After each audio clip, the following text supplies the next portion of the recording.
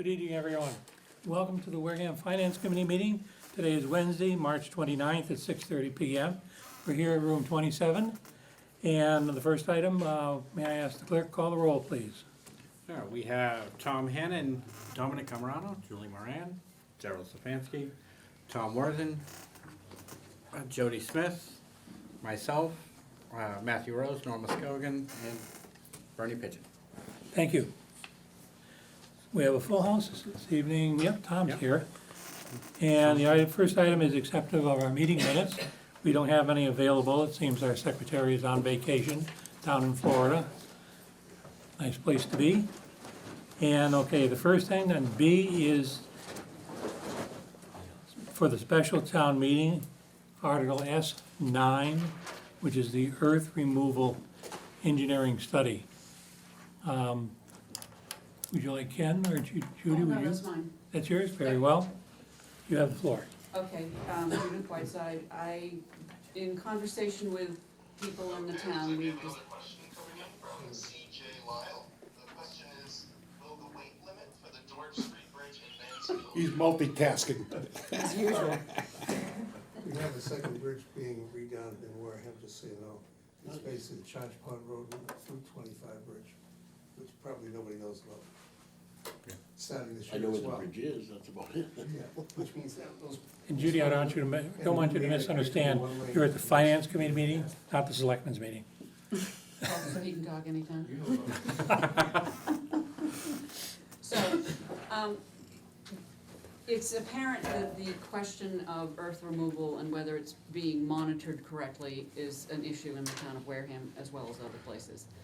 So in conversation with Mr. Sullivan, I suggested that I write an article for the town meeting to get $50,000 to hire an engineering firm to look at what we can do about applying our bylaw better, because we do have earth removal bylaw, and to make sure that what we are being told is what is accurate. In other words, do an examination of how things are being done right now.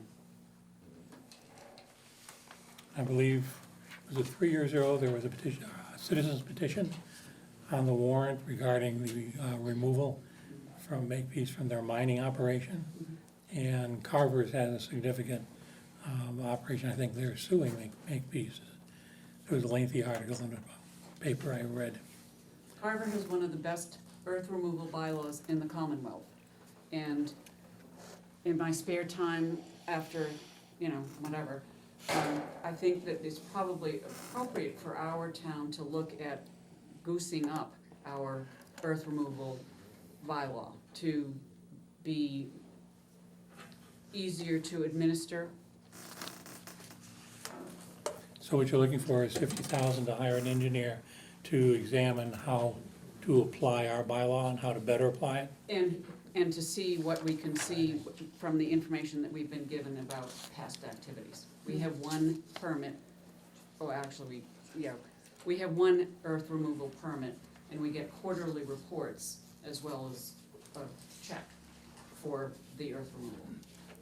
Do we not get revenues per yard or something to that effect? It's 25 cents a yard, Cubic. cubic yard.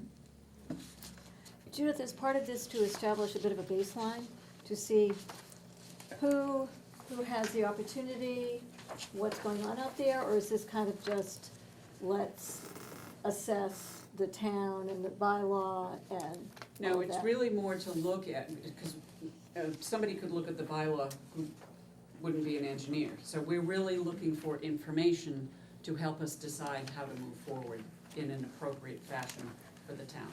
Makes sense? How do you police something like that? I'm not gonna say throw Makepeace under the bus, but they could say they took out 25 cubic yards when they really took out 50.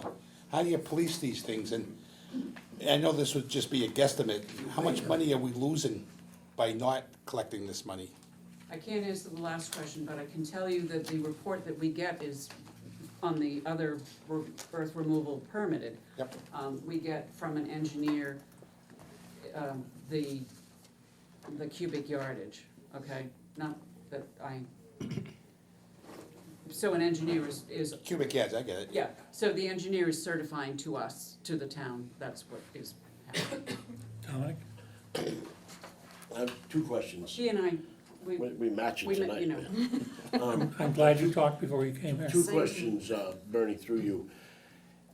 50,000, is that, do you believe that we would be able to recoup that kind of money through this activity?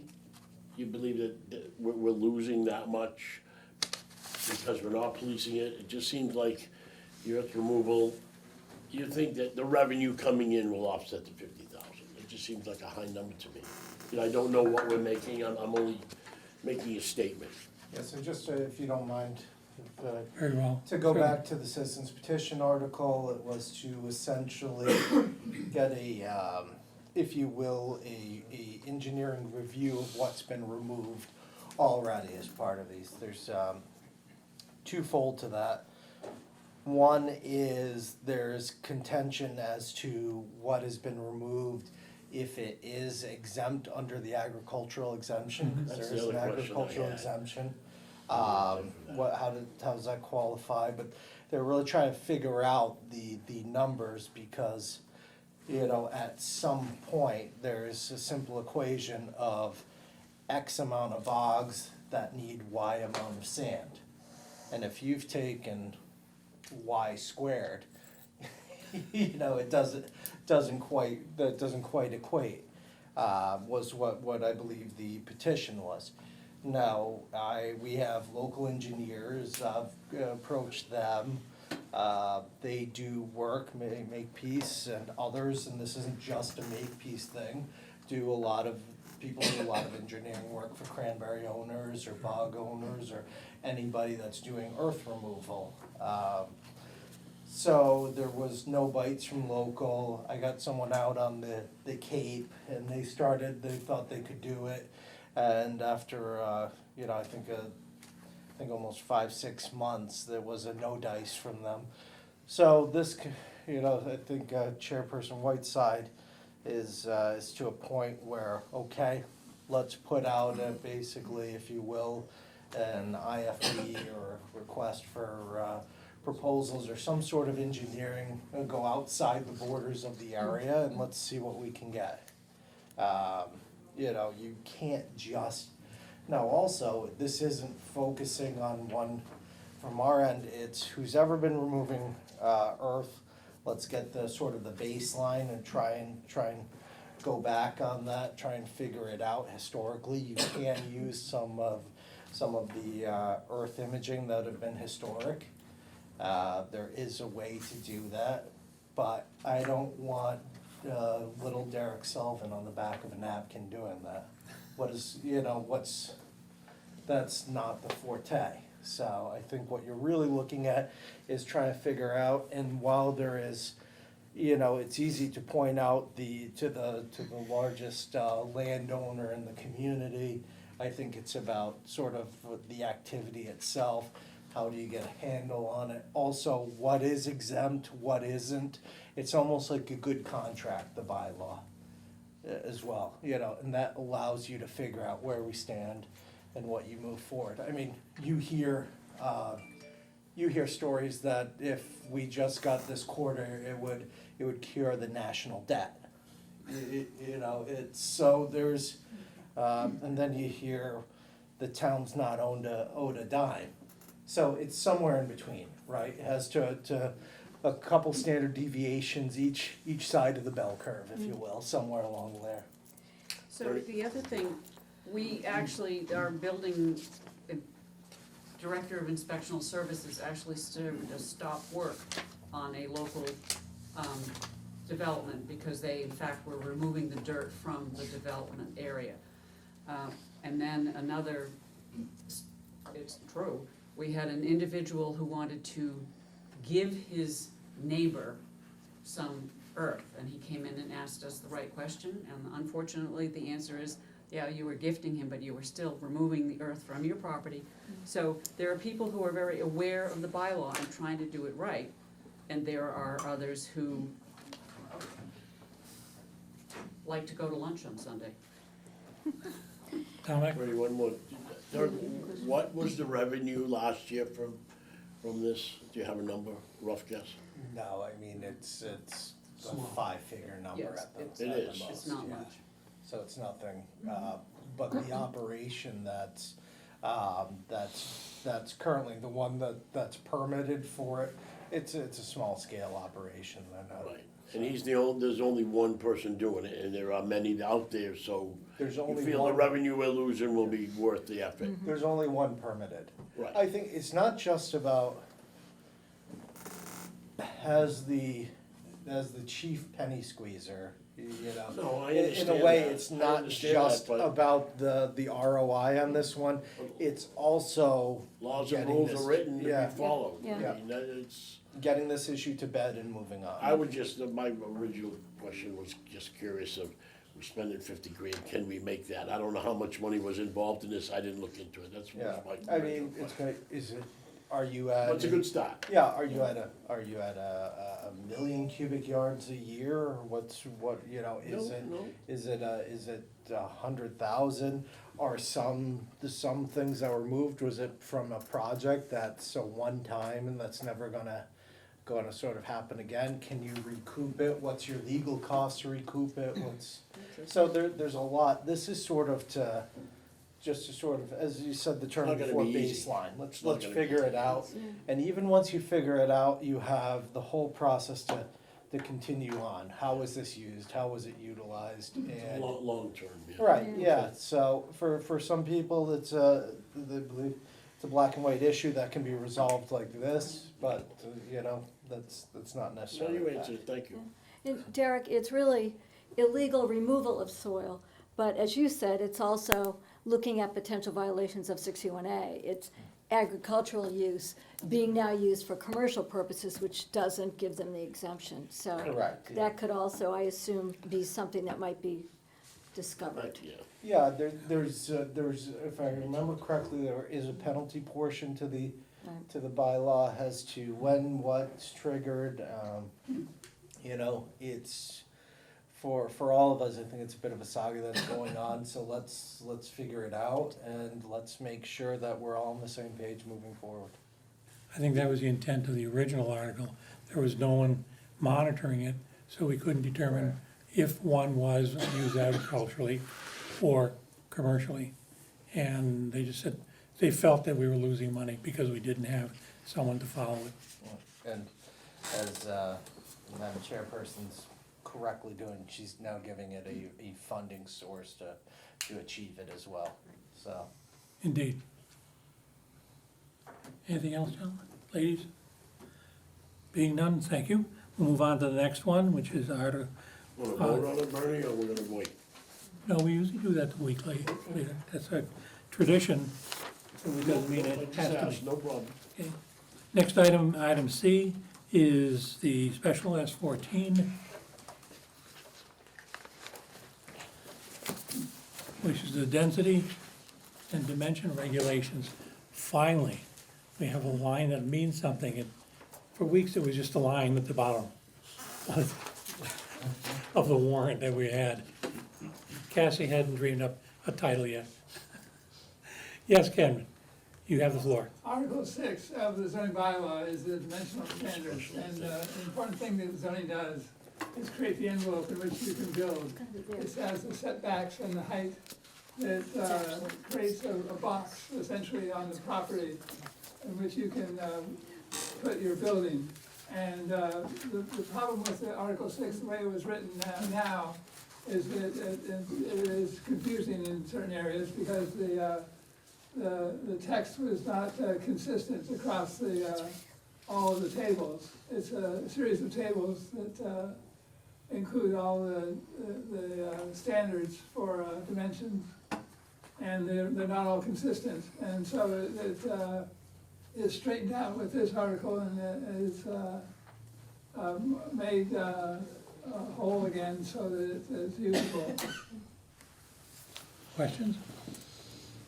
So is there not any substantive change, it's just clarifying and putting things in order? That's correct. No substantive changes.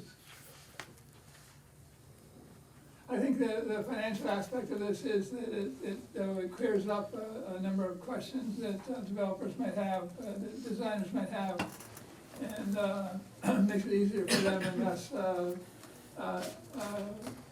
less requirements for permitting to go through the zoning board of appeals or whatever to clarify what is not clear in the bylaw. And I think some of the clarifications, as I look through it, they have another chart that you had produced also. It's, instead of using one symbol, you're using a different one, which may be more acceptable in that language. Like an underline with, surrounded by quotes. Right, Or the very first line is a misspelling in the word requirements. right. So you've gone down to the nitty gritty, and I compliment you for taking the time to look at something so closely. Well, you have to thank Jane Gleason, the planning board architect, who spent the time working on this as well, too. She did most of the work on this article. Excellent. Dominic? So, but the gist of this is just really change, so it doesn't make smaller lots buildable, correct? Still has to No, go it through doesn't zoning. do any Doesn't change. do any change, thank you. That's all I need. Anything else? And nothing, thank you, Ken. The next one is D, which is Article Special Town Meeting 15.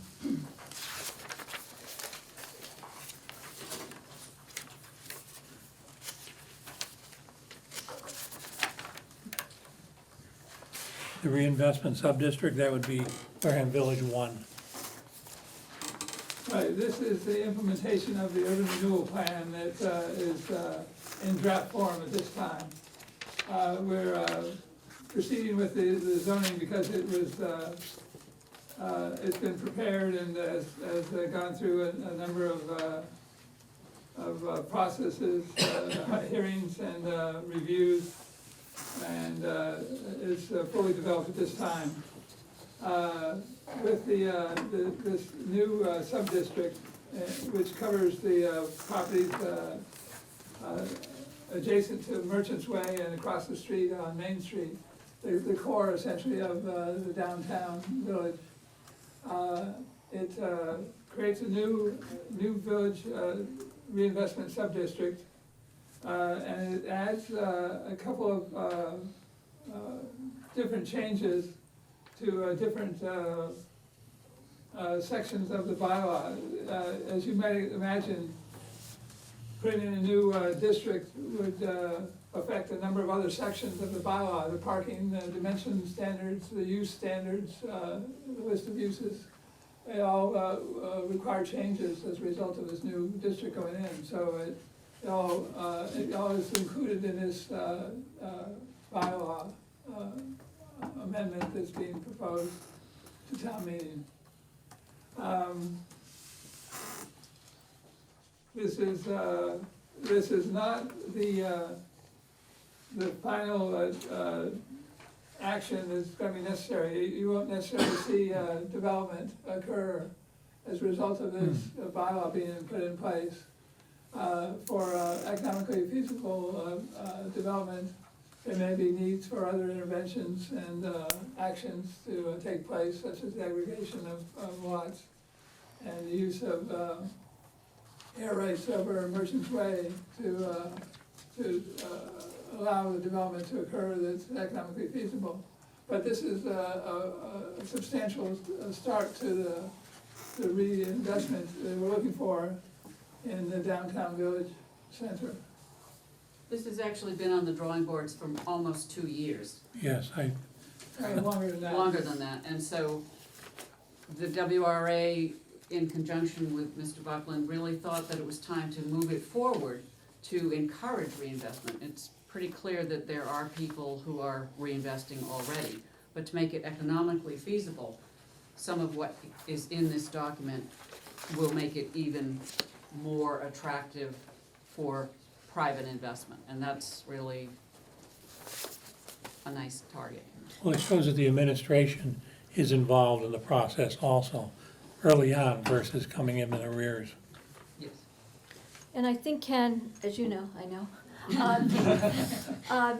I know a few of us are working on design guidelines and procedures and all of that, which will, so this is kind of the baseline, and then it will be a series of design guidelines and all of that, that's going to really make it what the community's looking for. So That's correct. it's exciting. We have a draft of the design guidelines at this time that we're considering to include in the rules and regulations of the planning board, which is the board that's gonna be responsible for the site plan reviews and the special permits that are issued for development of the permits issued for the redevelopment in the village center.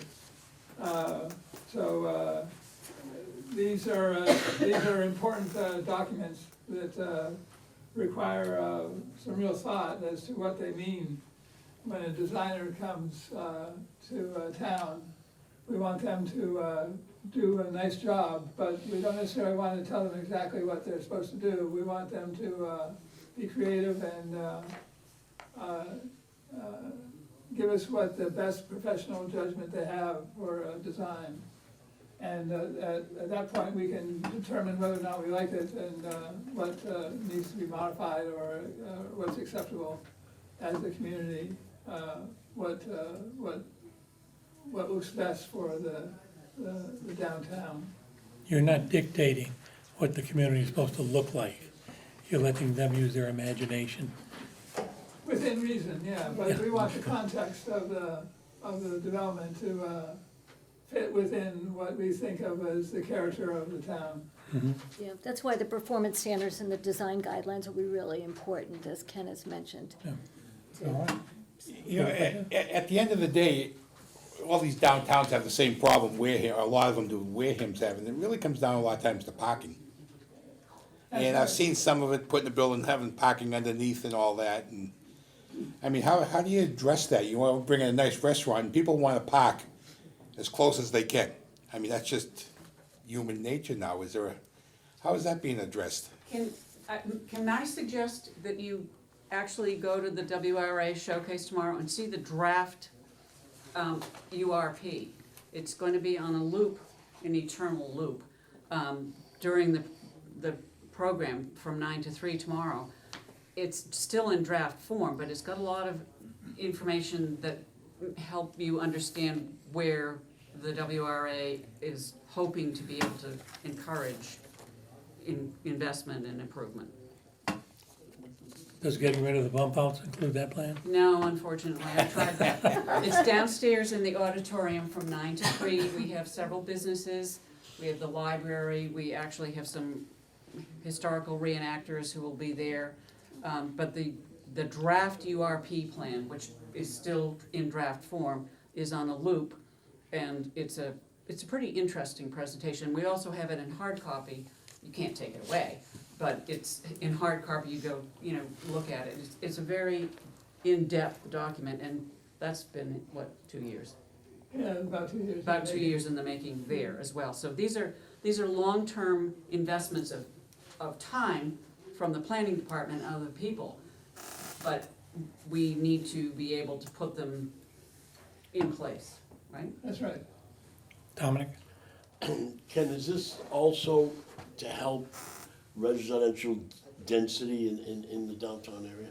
Yes, it is. A lot of what drives the market is residential I mean, development. Yeah. And the people drive the activity that makes successful commercial businesses in the downtown. You need more than just the people there living there, but they add to the activity level and make it. So more apartments above the buildings, that's That's basically correct. what we're trying to So we accomplish. expect about 75% of the development to be residential. Excellent. You can put some apartments on your property, Dominic. Make me joke, right? I can. Willing to sell the big piece over there.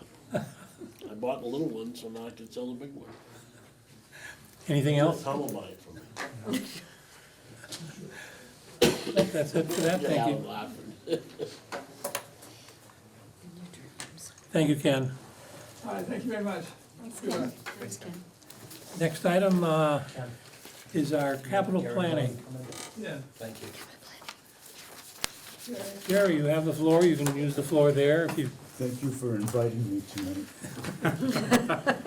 Like you had a choice.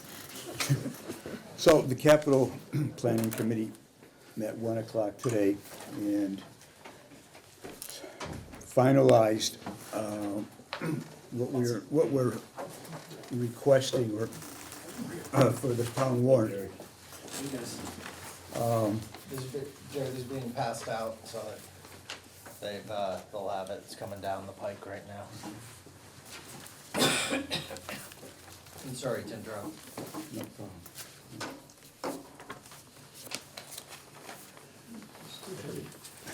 And for pure capital funding, yeah, a lot of information there. just go to the second page, the back page, it just shows you pure capital.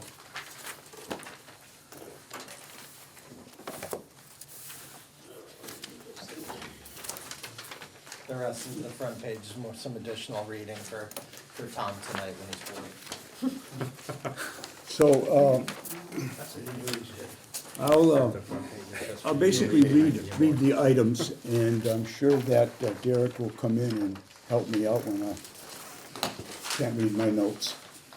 The first is from the Wareham Public Schools. This, I'm looking on the back page of the first. For public schools, we're requesting 2 special education buses, which are 22-seaters, and 1 77-passenger bus, for a total of $330,000. And what we did receive from the school today, which we don't have a copy of, but this is a listing of all their buses. And there are orange lines, which means that they're in their scrap yard used for parts but no longer in use. And three yellow lines where the buses are going to replace, that are then gonna go into their scrap yard. They're not gonna pass inspection. Right, they were not passing inspection. David's accumulating. And I apologize, there are 77 pass anger buses, so I must have been angry at the time. Gary, did you want to say something? Did you want the school department to switch with me for now? I think we're just gonna run down the whole, Jerry wants to run Yep. down. When it gets to yours, Gary, I just wanna go through it, cause it's kind of it's a completely new Yep. one for everybody, so, and, sorry, Matt and others. No, that's So any questions on that one?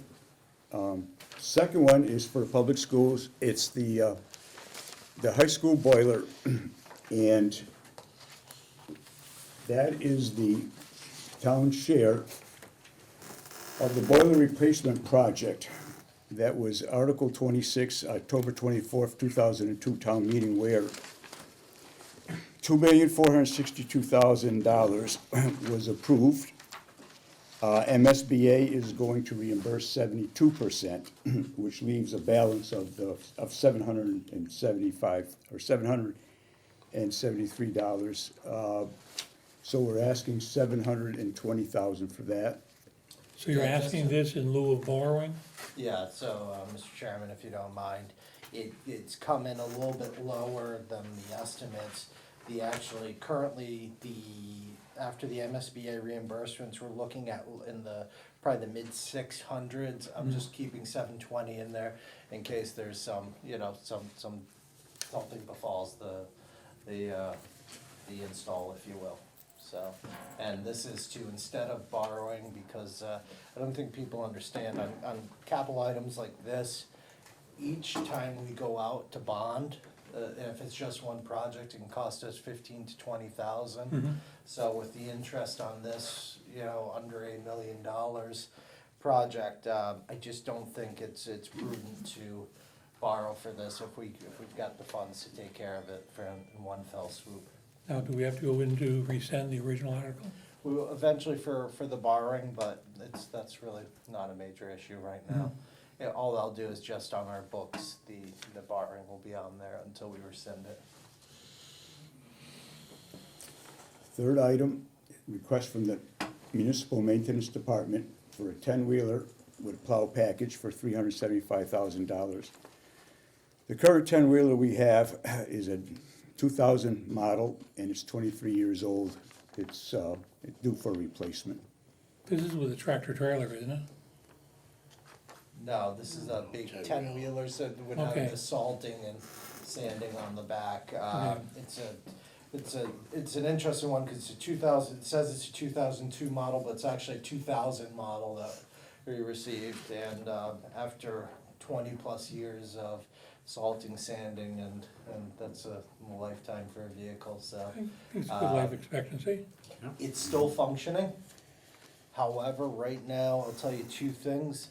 The cost of this is approximately, I believe, $125,000 more than it was 2 years ago. And they're taking about 18 months, 2 years to build out. So it's time, so we're trying to get this, put it in the queue, and hopefully we can live along with the other and get that in time. And you use a price freeze, or do you think it's viable to do so? This is where we're at today. We'll try to. Most of them will tell you no on it for a price freeze. It's they have the upper hand in the negotiations. 12 years ago, when I first started, they were in my office quite literally crying for us to buy stuff, and now shoes on the other foot. So. Are they keeping the old one for backup, or they can't be worth much trade-in? Yeah, we'll see what Dave's plans are for it, in, roughly 2 years from now. What's the, so. Yeah. Anticipated. Hopefully it's delivery running date. in 2 years. We'll have a Duct tape and wire, right? Hopefully no snow.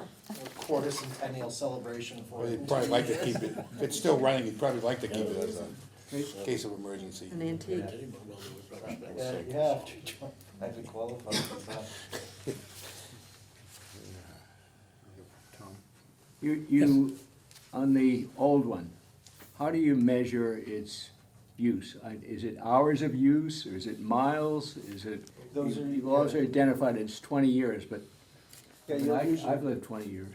It's been And I'm still here. 20 good years, Tom. Still there. Yeah, so I mean, there's hours of operation, there's mileage, there's also what you're doing with them. Racking those full of salt and sand, that's what a big part of their operation is with the wear and tear. When we dig out, like when we saw the cement that was dug out there and you're dropping it into those, those trucks are pretty well and abused.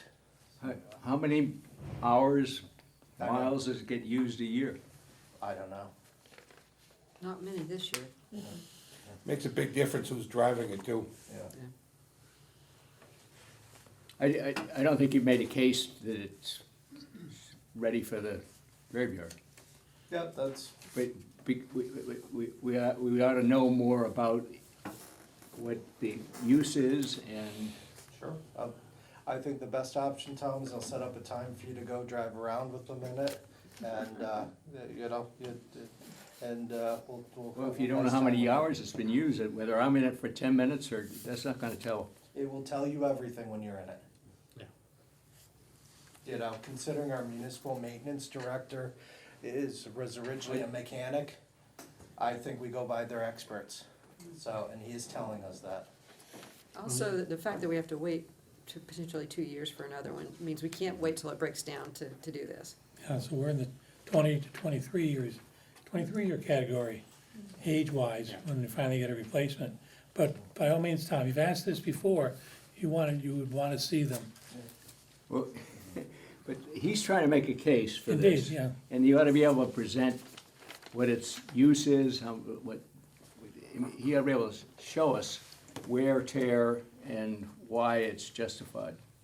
Well, I mean, that's, I'll call Dave, and Huh? I'll call But Dave, let him know I'm- you're gonna call him and go up and take a look at his truck. yeah, but I'm not Right. nearly as qualified to Dave's say qualified to say that that. Marion's had one for 25 years and it's got 60,000 miles on it.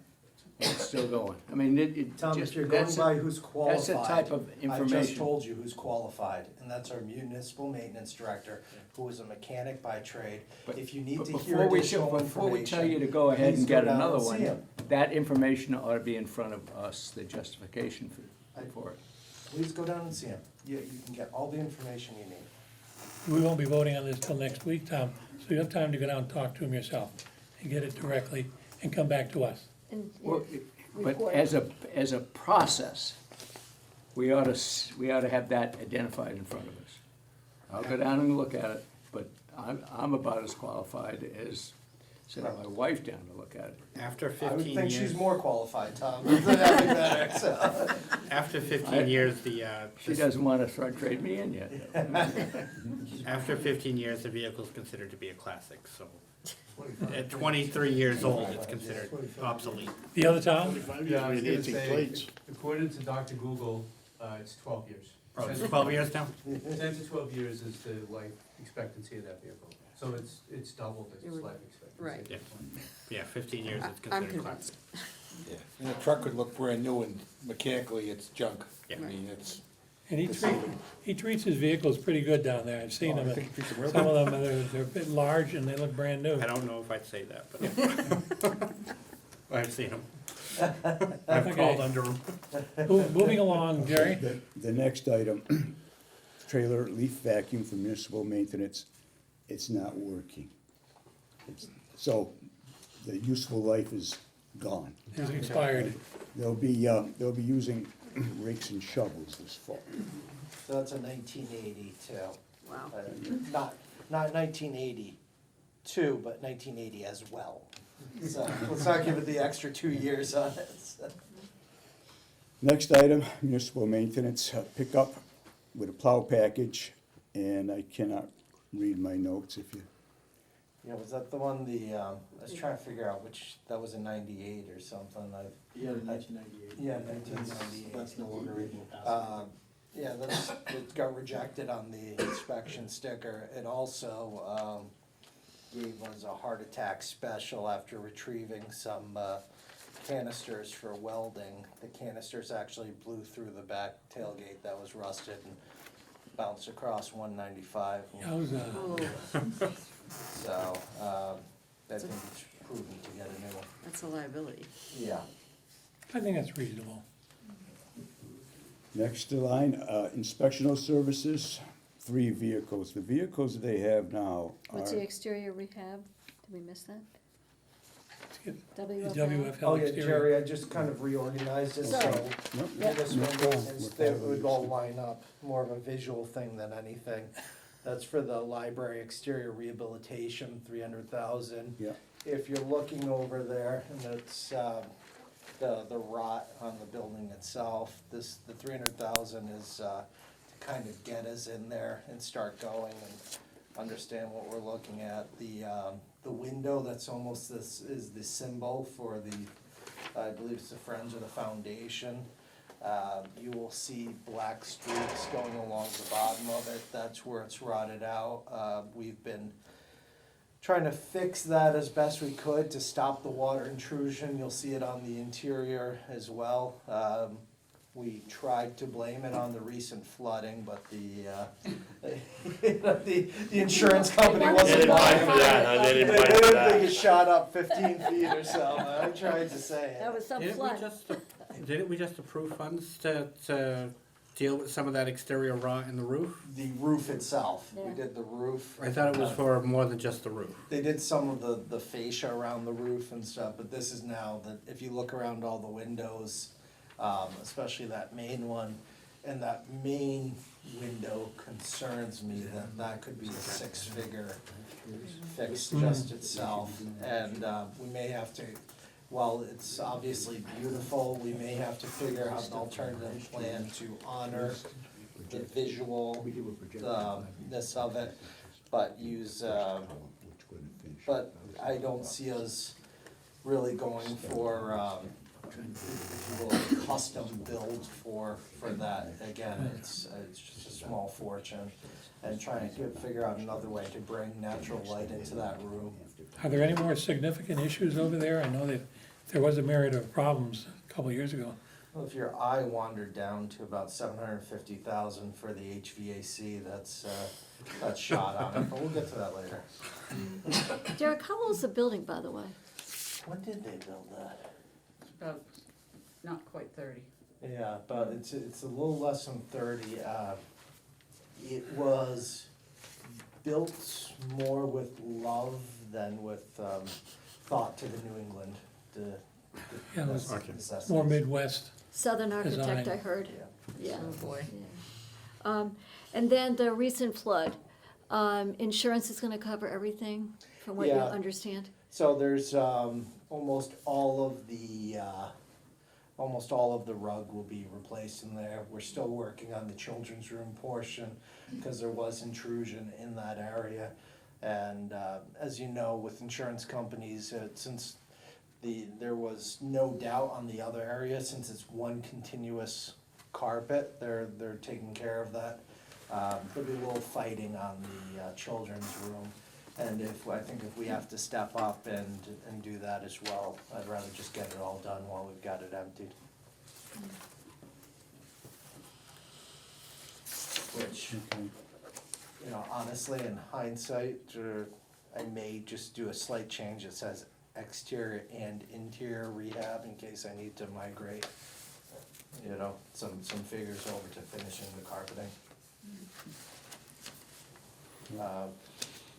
And I will tell you, I don't have a contractor's quote on everything. This is for us to get the funding going, start really looking to see what we can do on our end, what else we have to do, bid out. But just looking at everything that needs to be done, starting at 300,000 is a decent sum to get going. I don't think it'll take care of everything, but at least we'll stop some of the intrusions and can have a plan for the next phases. Well, you depend heavily on those miracle workers you have. Yeah. Yep. They are our special little elves. So next line item for inspectional services, 3 vehicles. They're looking to replace, right now, they have 3 2005 Chevy Colorados, which are, I don't even know if they're passing inspection. They were originally 4 of them. One is completely out with the frame rot. The other ones, if you look out there, you'll see where we've bolted new, so some welding and such to try and deal with the rot. But the frames themselves are rotting, and we're told at least one of them's not going to pass inspection for 2023. So, you know, once it's up, we won't be able to get another one, and the other 2 are pretty well in toast. One got taken off because if I remember, the brake, and for whatever reason they were tracing it, the brake was kind of shuffling over and hitting the gas when you press the brake, so that wasn't doing its work.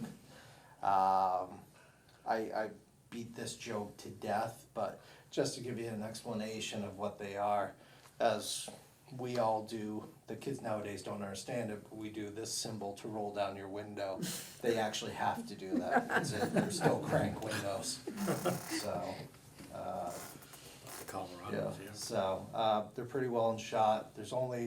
I'll tell you, there's only 110,000 miles on them, but it's been hard miles, and we live in a saltwater environment as well.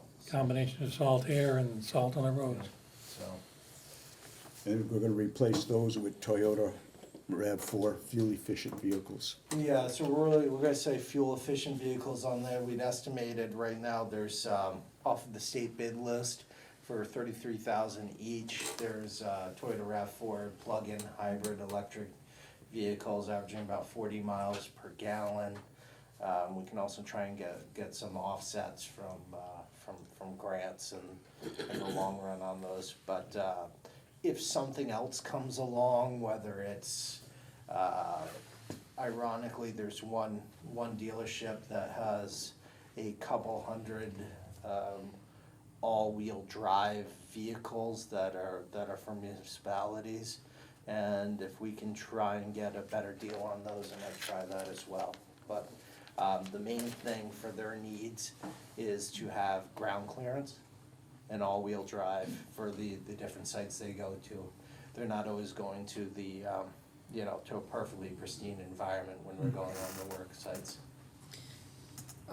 With regard to the plug-in aspect, do we have plug-in facilities? We only have one that's Quadzilla, which is a really cool name. It's the four-headed monster out there. Jeff knows about it.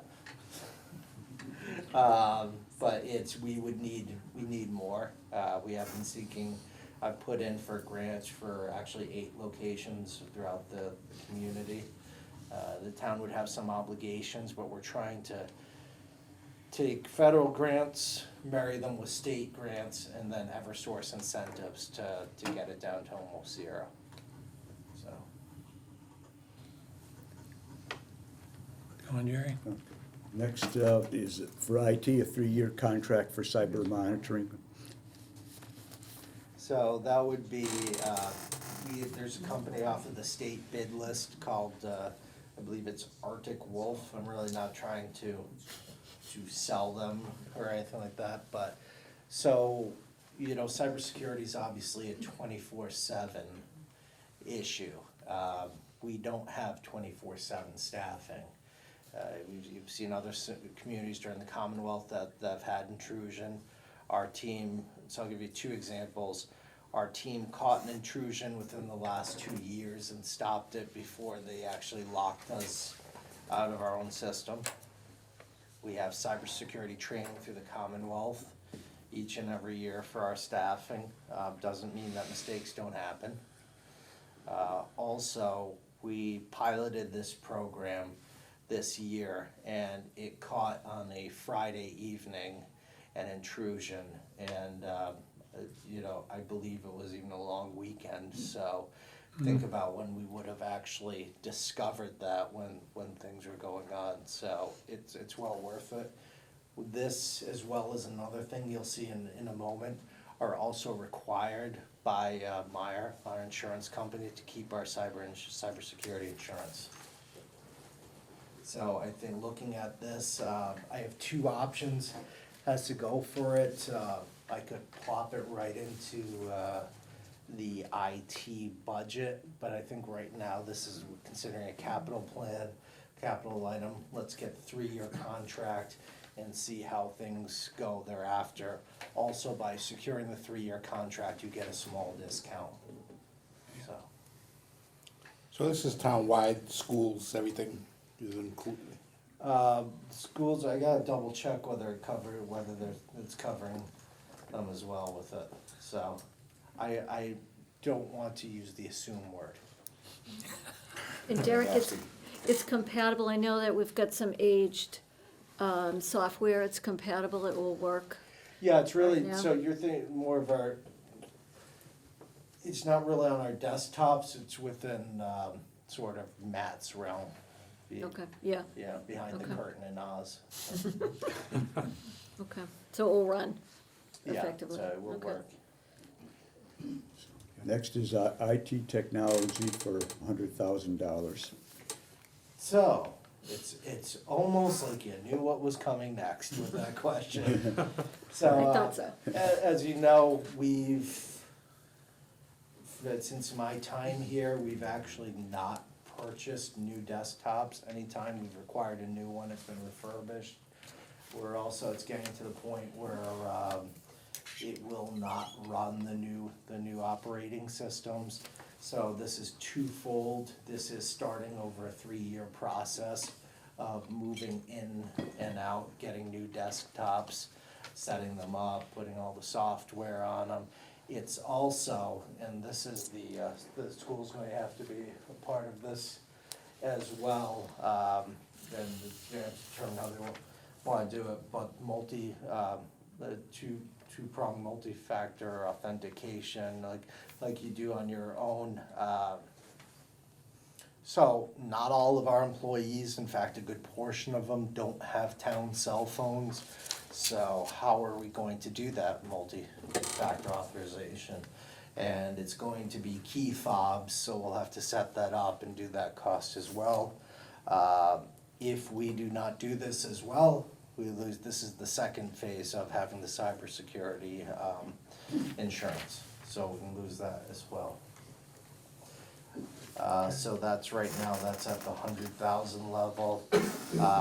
Later on, when we get into the budget, and whether it's next week or the week thereafter, one of the things in sitting down with Matt and trying to figure out our operations is to make this function, this sort of, this large undertaking to take all our antiquated equipment out, replacing it with new. We're going to bring in within this budget, a help desk person, which will then help out so that they're not just, you know, confined to doing some of the more simple things, and they can actually get our operations up and running. Because as you know, it's not just our desktops, it's the computers and the police department vehicles and the cruisers and your vehicles, all the whole long way. So I think that's a real positive for us. There's obviously lots of needs in the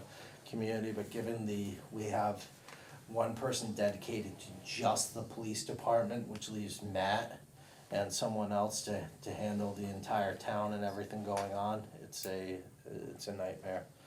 Not to mention, you know, we also work with the districts with our microwave towers, things such as that, so just remember when you see Matt on the top of the tower, don't honk, you might scare him. The next item for the police department are tasers, 12 tasers with all of the equipment that goes with them, the holsters and so forth, over a 5-year period. And then 8 body cams and 2 cams for the cruisers. If you go and, these are not numbered, so approximately, after you'll see some of the school stuff, I just popped them in there in case you guys weren't able to make it tonight about midway through. You'll see this Wareham Police Department from the chief. He already has 8 units over there, doesn't he? I'm sorry, what? He already has 8 body cams over there. They're not using them, I guess, because of the contract negotiations or Well, something. this is to create the two things. One, the pilot program for it, to truly get it up and running. You'll see the quotes for it, which is $34,847. This is Chad, he believes he'll have the sergeants being able to do this, and we're running as a pilot program, so roughly 35,000. And then the next is the police tasers, which were, you know, 36,000, almost 37,000, which is why we put 75,000 in there just in case, because I actually don't trust any quotes we get if you don't sign it within that day, so. You know, they're phasing out their older model tasers and moving to the new ones. One of the interesting things that came up was just anecdotally that tasers are not used as much as they were in the past as well, which is some of the change in just the way the police department handles interactions and such, so. But this puts some new equipment out there, and I think we'll keep on phasing this in pretty much year after year. And then by the time we're all set, those won't, the 5-year on those warranties and such will be gone, we'll go to the next one. So it's just basically, it's a perennial issue, but as you know, we've never wanted to do like what they did in the past when they bought 20 or whatever of the Challengers or Chargers at once, and then they all fail you at once. We've never wanted to be part of that, so. No, it's not cost effective. Yes, Dominic? Derek, is the camera thing, is that a mandate or no? No, there's no mandate, but I think it's, I think it's bad, but that's okay. yeah, I get it. I mean, you're handcuffing the police, okay? You're making them think That's just my personal opinion. You're making them feel that if they do something wrong, it's like the cameras, they're already guilty. And the police is a tough job. They're in situations and they gotta do things sometimes that other people are gonna look a frown on. And I just think that body cameras handcuff them. It prevents their work a little bit, and that's just a personal opinion. That's why I asked if it was mandated. See, I think just the total opposite of my Why? friend Dominic. So that they can show everything they do? And I think I think it protects both parties per se. Right. And when I've talked to the chief, I mean, they can be used as a learning tool too. Yeah. If an officer responds and does a great job in a certain situation, And then that's something they can carry forward. But I've said to the chief a couple of years ago, I wish they would go ahead and get cameras all around. I think it's a, you know, Hey, Matt, you have some? We had this discussion with Chief Correa when he came in for the all-day meeting. Yeah. And he had his camera on while he was sitting with us at the meeting, and he said that a lot of the officers love it because they can go back into their camera to look and make their notes and Like I said, their it was readings. just my opinion. He also said that they are being recorded with cell phones anyway. Right.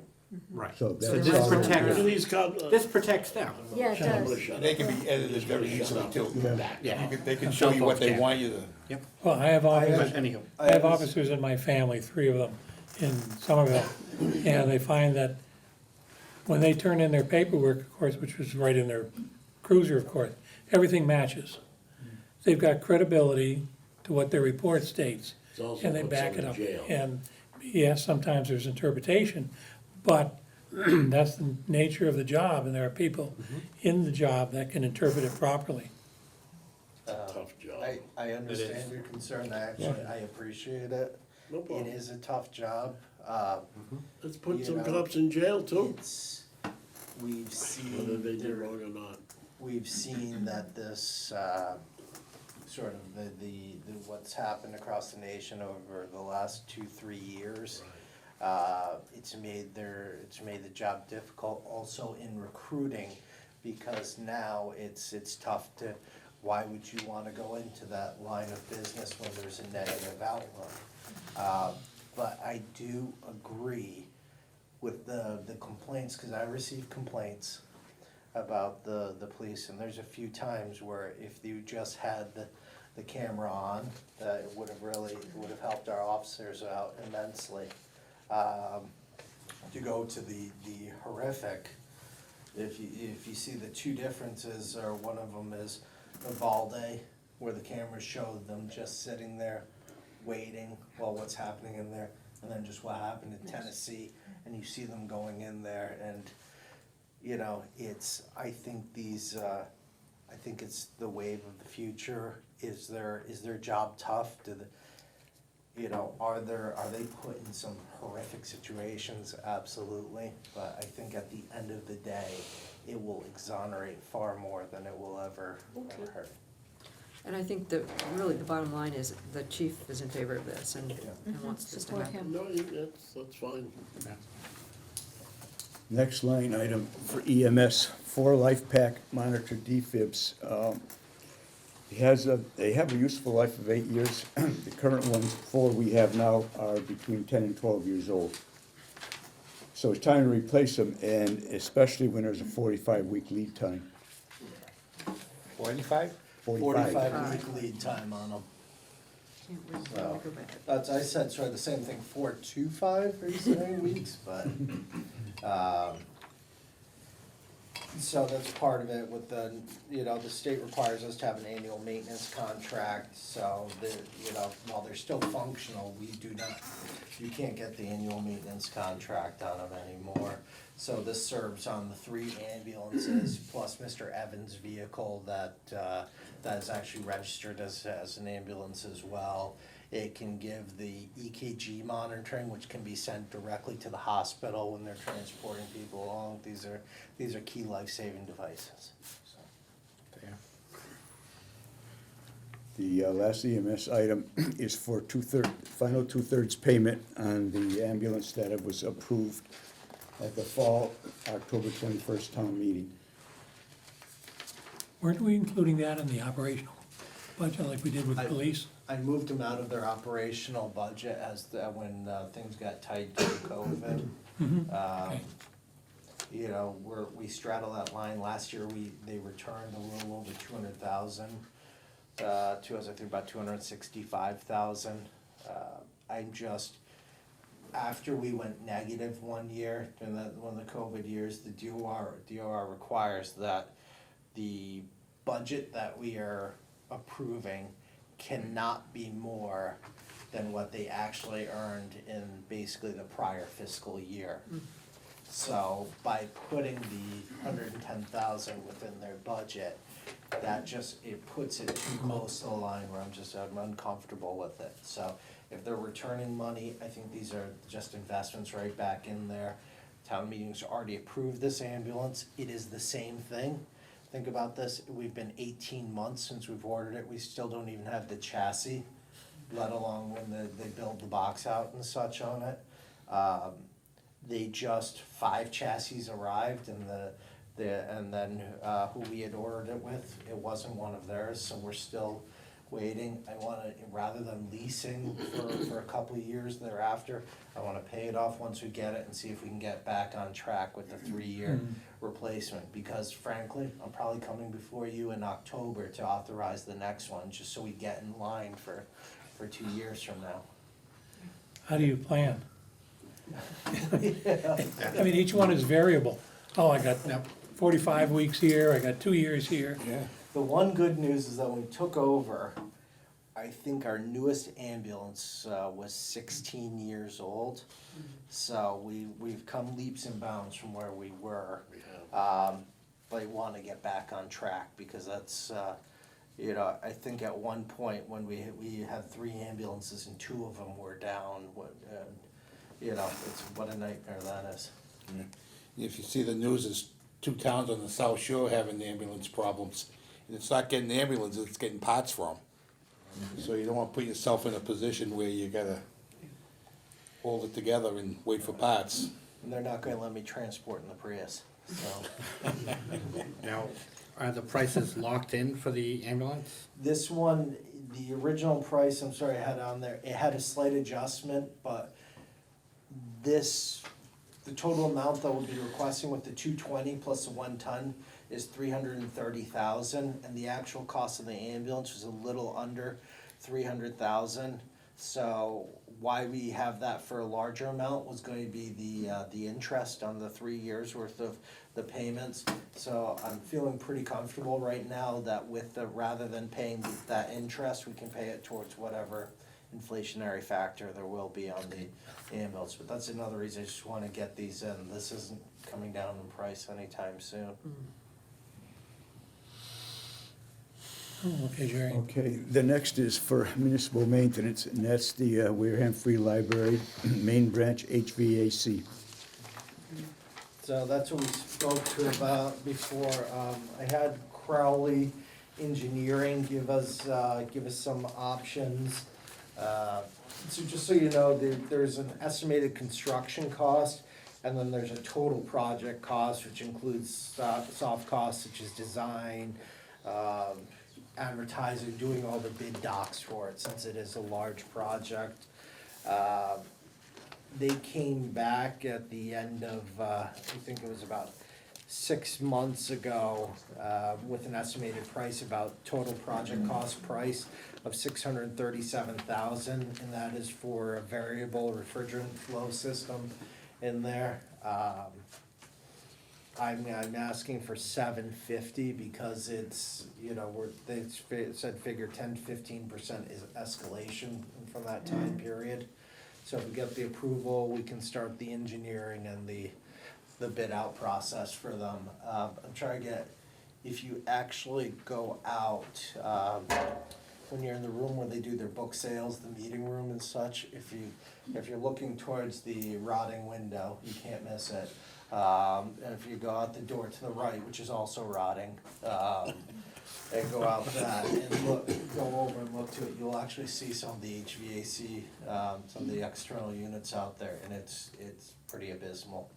Totally rusted, it's Yeah. amazing. Yeah, and it's, Wow. So I think, I don't mean to sell them down the river, but I think sometimes the library director in the summer just has the fan running, cause it's not actually working with the cooling. And as long as people hear the fan sounds, they believe it's getting cooler. Thank you, librarians again, trusting.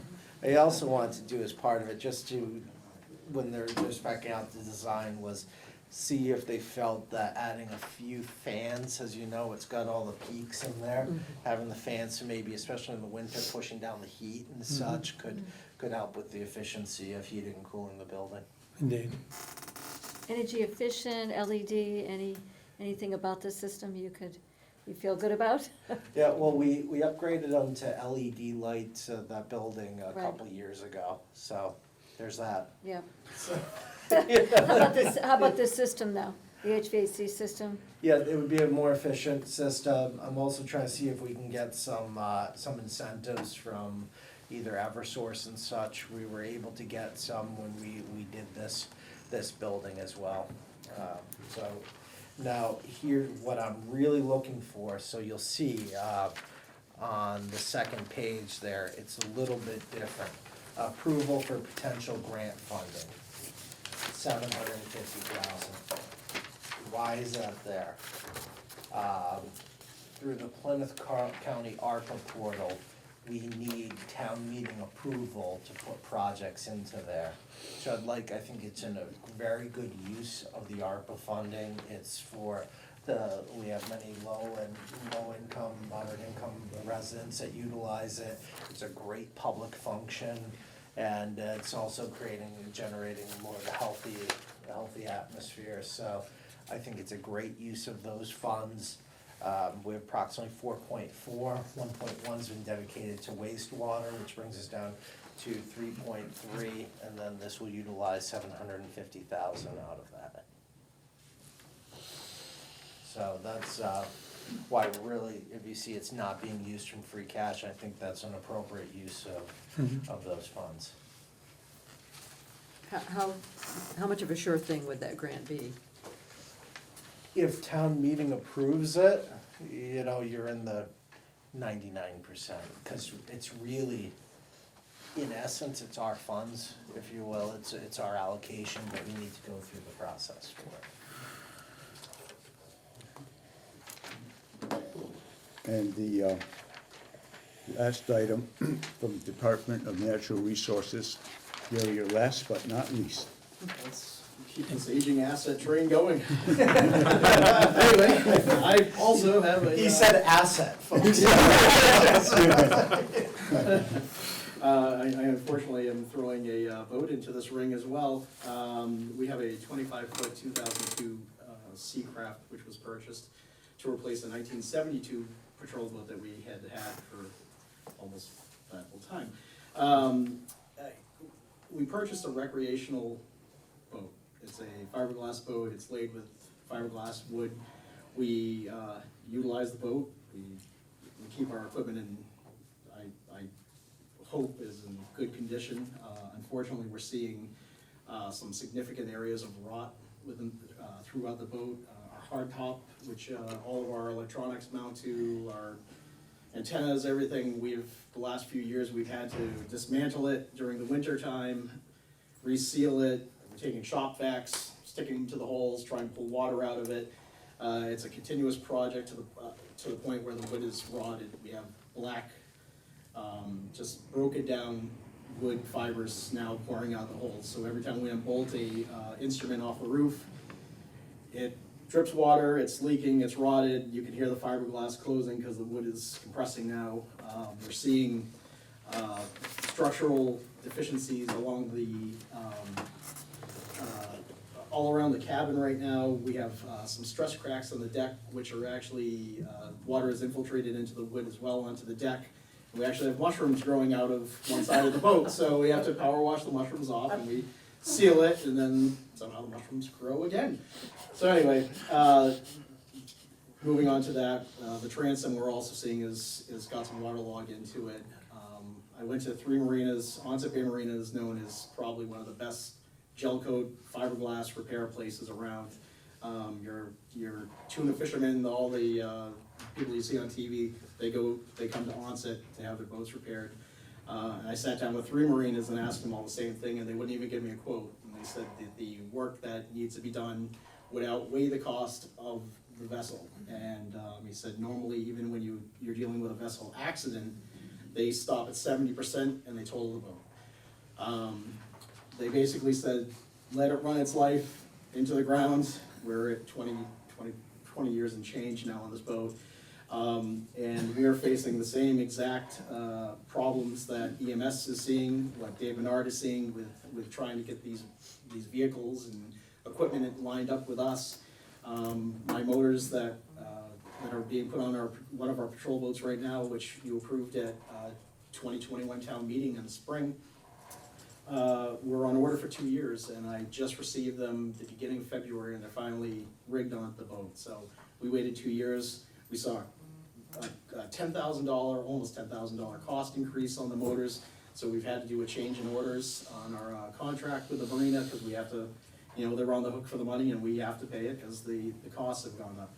And we're seeing it also, the costs across the board. I priced out a boat at, I've been everywhere. I've gone to New Orleans to the workboat show. I've looked at all of the commercial builders. I've spoken with the environmental police in Massachusetts.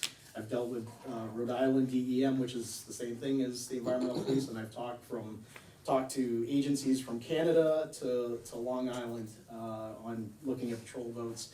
And we feel that right now where the boat is, we do keep the boat in good condition. However, towing capacity, I'm concerned with the safety on the boat. The windshields, both windshields, we've lost due to the fact that the components for the stainless and the aluminum are reacting. We've lost the tie-down, the lockdown seals on the front windshields.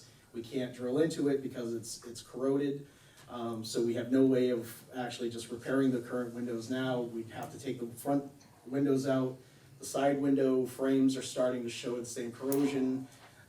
Water leaking in every corner. So usually when we take the boat out, we run it, pump the bilge out, and we're flushing it constantly. So we're seeing a lot of things that are up for replacement on this boat. The motors are 2006s. They run great. We've kept them up in good condition, but they're meeting their expectation of life, and there's a lot of hours on them. And like I said, we keep really good care of our equipment.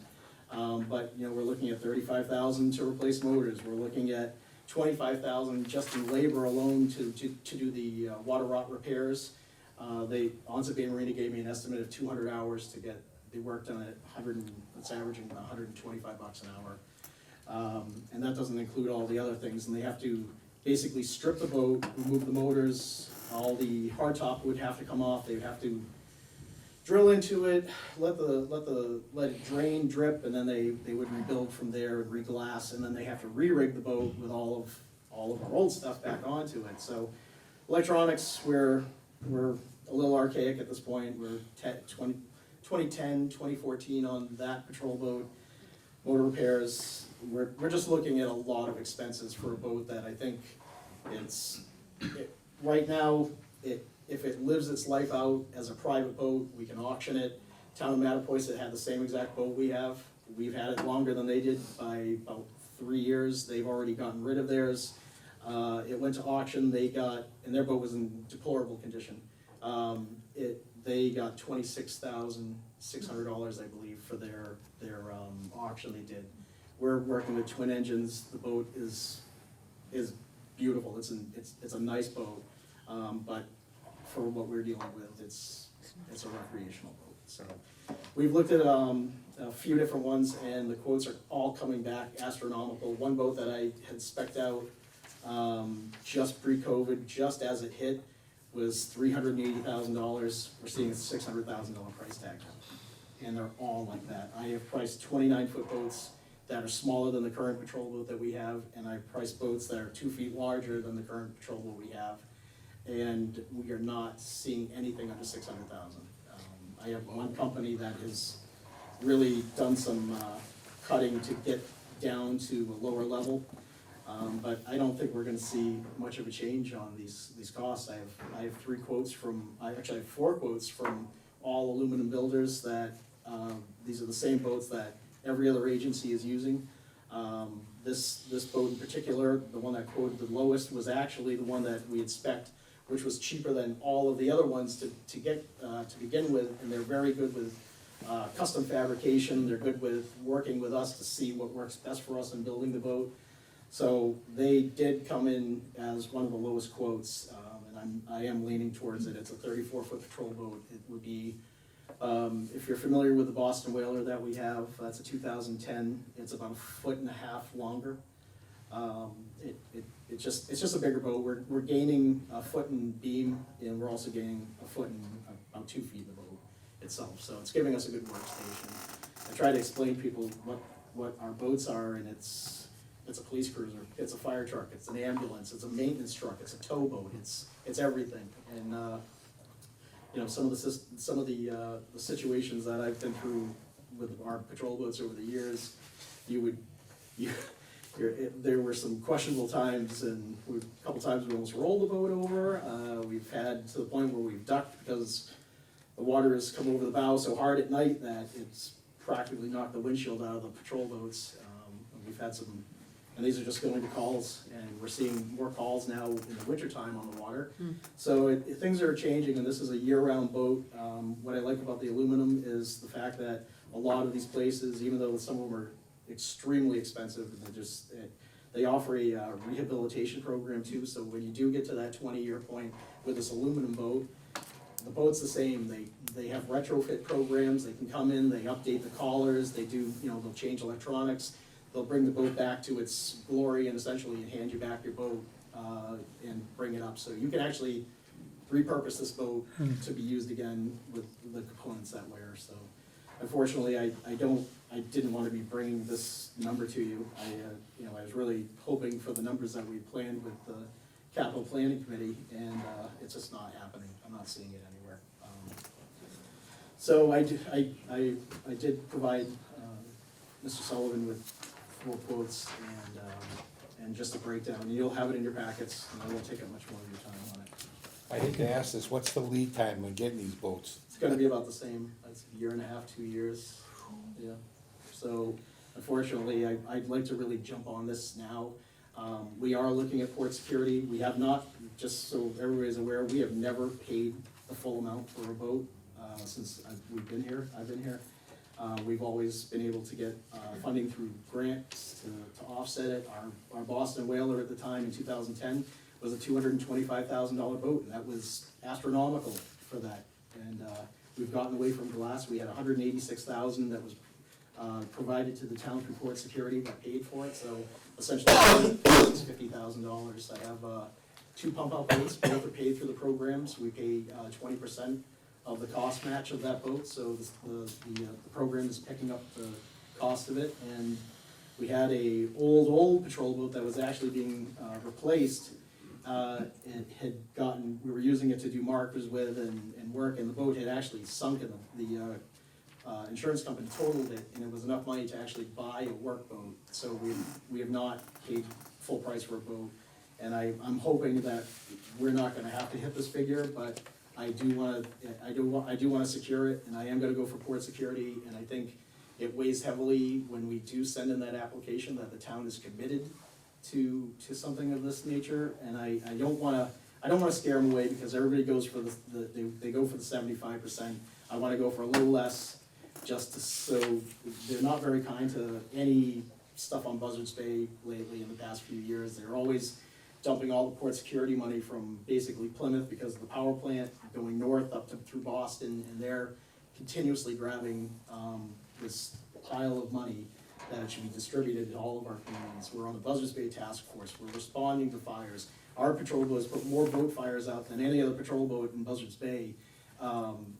Just the mere fact that we have the firefighting capability on our current patrol boat, this new one will also have it. So we've put out boats in Bourne, we put out boats in Wareham, we were working with Onset Fire, we zigzagged our patrol boat up into a marsh and we were pumping water up into a house fire that they were having. So it's come into use, and a lot of people joke that, you know, it's a parade, you know, you put up the water and let's escort the boat parade in, but it's served its purpose, and we have some great videos of actually coming up on cabin cruiser on fire in the canal right between the bridges, and we're the boat right there putting it out, and nobody else is around with us because they don't have those abilities. So we're a busy town. We have a lot of things that go on. There's a lot of things people don't see, and I think this is going to establish a good work platform for everybody. And it's replacing a boat that I think is getting to the point where it's a hazard for commercial uses as it's being used. That's your last one, Jerry? Yes. Any comments, any questions from anyone? I think this is every bit as important as any ambulance or police vehicle or anything like that. I mean, as a person who likes to be out on the water in a boat, knowing that you guys are there makes a big No, difference. thank you. It's, you know, everybody's faced with some really tough times, I get it, and I've told Derek a dozen times, you know, if this is something we shouldn't look at, to postpone it if we have to, but I do think, unfortunately, it's fallen into the mix, and that time frame of trying to get this stuff is weighing heavy on it. And right now, we have the abilities through funding, and through borrowing to be able to do this, so. Let's get it done. Yes, as Gary's saying, we actually were using the harbor service permits to pay the annual borrowing costs. I know, you know, that went back and forth onto how to fund it. Those are the costs that boaters pay, so it's a natural use of it. You know, clearly, I'd wanted to keep as much in there as possible, basically for the onset pier project future, but I think this is more important and more immediate need. Probably have the selectmen designated on a 10-year borrowing for it to try and keep the payments within realm, and we're probably looking at 85,000 annually if we don't have any funding offsets on it. And we do bring in more than that in the harbor service permits annually. Tom, do you? You just went up on your rates for the services, moorings Yes. and things of that nature? Yes. Did you go up enough? Yes. Yes. When do you we're- get it, do you do this annually or do it more We look at frequently? them annually, but we try to space it out a little bit. I don't wanna go too crazy on rates. We look at what the other towns are doing, we try to fit in that medium high, and we just have a lot of other things that we need to get done, and this. We'll just show them a video of what you just Yeah. gave us as to why Money we've gotta at do work. it. What it's funding. And these So- people, they should understand what services they're getting. I think we've established the funds that are comparable with some of the towns that fit the same criteria as us. Some are a lot less, but they don't have a lot going on either, and it's, so they don't have as many justifications. I mean, we do have to look at a lot of stuff. Our infrastructure is crumbling. What are the Army Corps of Engineer boats? How do they compare? Those are Metal Sharks, I believe, and I think they were, right now, if you were to buy them, I think they'd probably be about 1.8, somewhere in there. And I believe they've just already repowered them, so they've already had to go in and change the engines out and everything, so. Certainly within the next 6 to 8 years, there's gonna be a lot of boat work in the, Yeah, with the connection with the bridges. yeah, there's, well, yeah, and I thought funding was lost for that too, but I'm not sure. Anything else? You're doing a good gentlemen, job. ladies? So your cumulative, it's about 4 million of the 5.1 free cash Yeah, total, in total. Yeah, You have the borrowing and all of that. Right, yeah, Gary's doesn't count towards free cash, the library doesn't count Right. towards it, so utilization, if you take what we have on the other one-time items, after you go back to the front page, I'll just give you a quick second primer on this. Where you see the S4 and things like that, that's the lineup with the article in the special town meeting, just so you can tick and tie with that. Gives you what you're looking at, like stabilization fund, 325,000, current balance of the stab fund is about 4.33. We're putting in 325,000 instead of the sort of the more traditional 125, because when free cash wasn't certified, we took 200K out in the fall to pay for the LED lighting. And that just brings it down, so you'll see, I included some of the articles like the earth removal, and we're about to get to this, the opioid stabilization fund, included them in there, so you'd see $1,358,759 used for the one time, which is their appropriate uses. Holdback, what is that? As you know, we always seed the next year's free cash, it's a prudent thing to do, Yeah. especially if your receipts ever come in light. It gives your fund balance, it keeps it with a little boost. So then, after I did the holdback, that gave us out of the 5.3498, just over 2.99 million.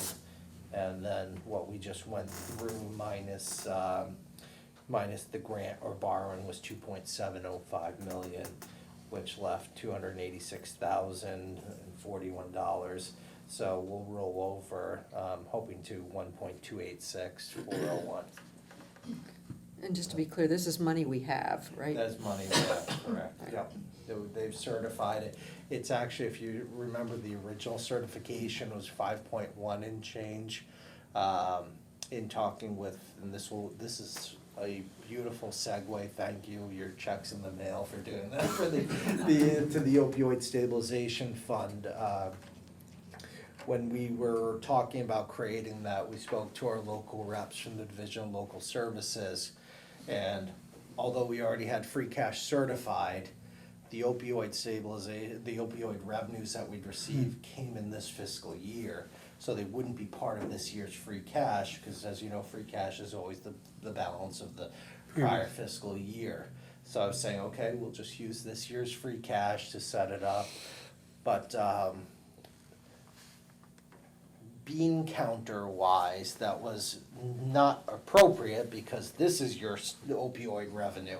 How can you use free cash to instead of the opioid? I said, what does it matter? The opioid will just clear out to our fund balance in next year's free cash, so we're just pre-funding it. So they said, no, the director of accounts they've set this up, so they recertified 158,759 or what have you for the new opioid revenues. Long-winded as to why that amount has changed.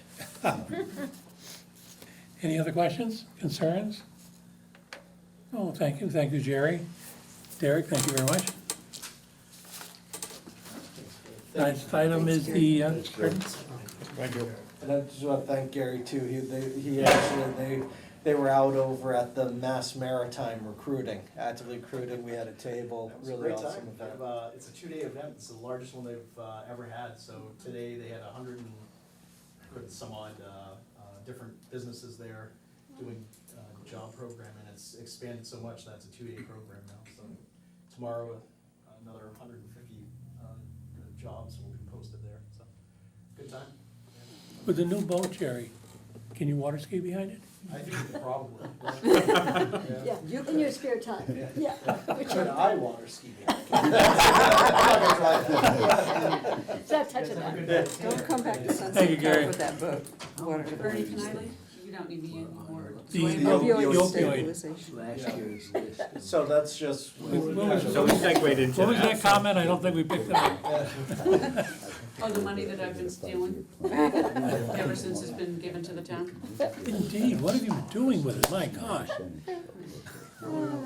So you're allowed to create a stabilization fund for it, so we're seeking to establish a stabilization fund and now seed it with the updated certified free cash to put it in there, so it cannot be expended without a vote of town meeting. It shows exactly the funds we've received, and we will, as there will be other settlements and such, as we receive those funds, we can put them in the account. And then you start a sort of a spending plan on how you utilize it, whether you're partnering with other organizations and such. You bring that to town meeting, then the funds can be voted out. So this just creates the fund. In a future town meeting, we would vote on how to spend it. Right, correct. So this creates a stabilization fund. It's a 2/3 vote to to take anything out of Yeah. it, so the town would have to agree School's on it. next. So if I said, you know, we're going to spend it on M&Ms or something, you know, it's, town meeting would say, no way. No, I think, And there should be other income as well, because, I don't know, 6 weeks ago, 2 months ago, I had to sign a whole bunch of other documents. there's been a settlement of some kind. There are other settlements, Yeah, and that's what they she's are talking now about right going now. to be funding those settlements, so we currently have, I think it's 3, and I think there were 4 added, so they come to the chief executive officer, which is me, which is why it has to come to an individual in the communities, that's why my name is on it. It doesn't go into my bank account, it goes into the town's coffers. That's what stimulated all the inquiries, huh? Yeah, no, accusations. Oh my gosh. I was being nice. So yes, there'll be more.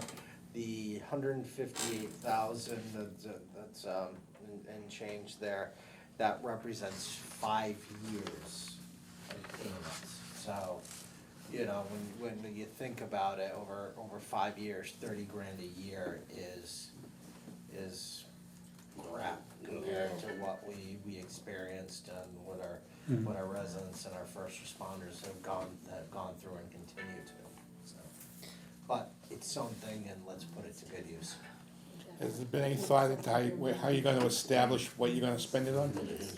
Yeah, we've met with one organization that's for addiction, trying to see how we can establish what's going to be the best way to get the most impact.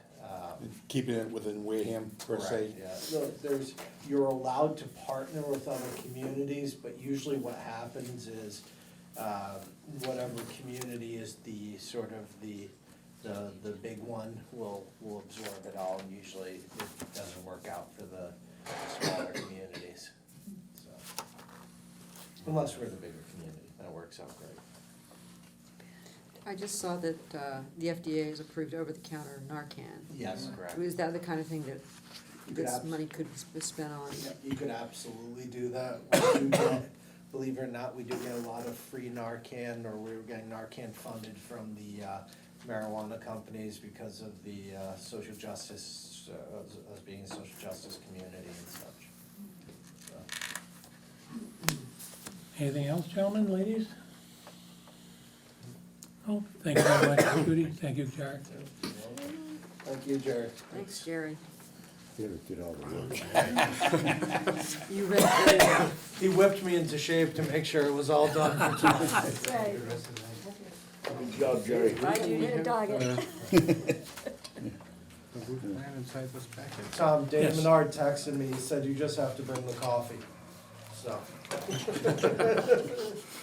Hey, let's get the season greeting signs down from the tablet, please. You are not incorrect, Tom. Once it officially became spring, it became a little too low. I should probably take the lights off my house too, right? Same here. Boxing Day, they come down. I don't light them up They anymore. should. We actually talked at WRA about doing a competition or something for some new design, and someone volunteered in that meeting to like actually do the printing of them, so. Nice, yeah, that's, Get the high school kids to put something together for us. some places do the sign and then the sponsoring, the sponsoring company underneath, you know, but it never quite looks that nice because you lose sort of You're right. the harmony of it, of the visual when it's got the different logos underneath. Well, thank you all, I appreciate it. Thank you, Eric. School department is up next. Thank you for being patient. Yeah, sure. The You principal's didn't tell office. me to shut up at all, which is nice. Not out loud anyway. That's what the phone was for. That's outside his jurisdiction.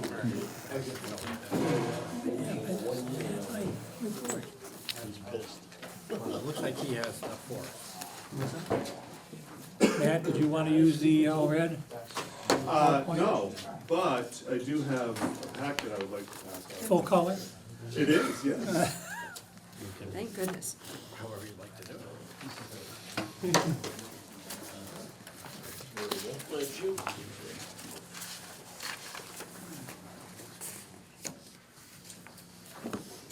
Okay, Mr. Chairman, I thought I'd start with a FY '24 budget overview and then go into the warrant articles. Does that make sense? Yes.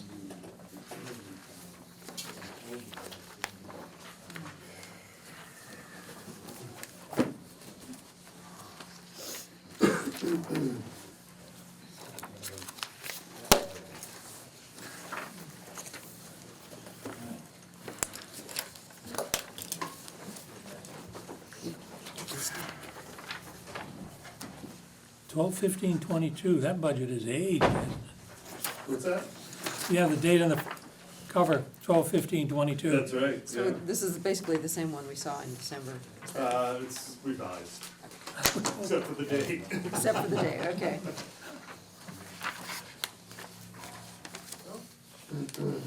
Okay, so thank you for inviting us. I'm here with Kristen Flynn, our Director of Finance, and Eric Trahan, who is our Facilities Director, and school committee members, Jeff Sweat and Joyce Bacchiatti. All right, so I thought I'd start with the FY '24 budget. On the first page of the handout. What this slide is showing is, first, when we presented the budget hearing back in, and I do believe it was in December, we presented a 7.5%. That was a level service budget and $2.422 million increase. To get the budget down to the 4.7%, we had to reduce it by $928,179.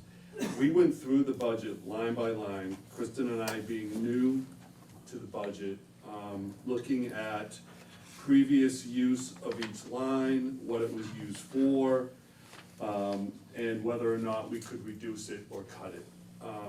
By doing that, we were able to reduce the budget by $126,458. We reduced it another $801,000, which is 7 positions that will be cut, along with health insurance. And by reducing that, we get it down to a $1.494 million increase, or 4.67%. The next page breaks down, it's kind of a cheat sheet or a highlight sheet of where our increases and decreases are in the budget. Salaries are increasing $1,549,000, it's about a 6% increase. That includes all of our staff, except for transportation and food service. Food service is paid 100% out of grants, or I should say reimbursements. And transportation is included in the transportation line. But that increase includes steps, cost of living adjustment, longevity payments, substitutes, and any stipends that we pay. The tuition line, the $586,532 increase, that is tuitions that we pay for students who go to out-of-district schools, whether it be a collaborative, Cape Cod Collaborative, or some other private schools. There has been, the private schools, the amount that they can increase their tuition is determined by the state, and there's a 14% increase for those private schools this year, so that was a significant hit, and our collaboratives are increasing 6%. So as a result, we have that big jump in tuition. Can you, What's the what head is a collaborative?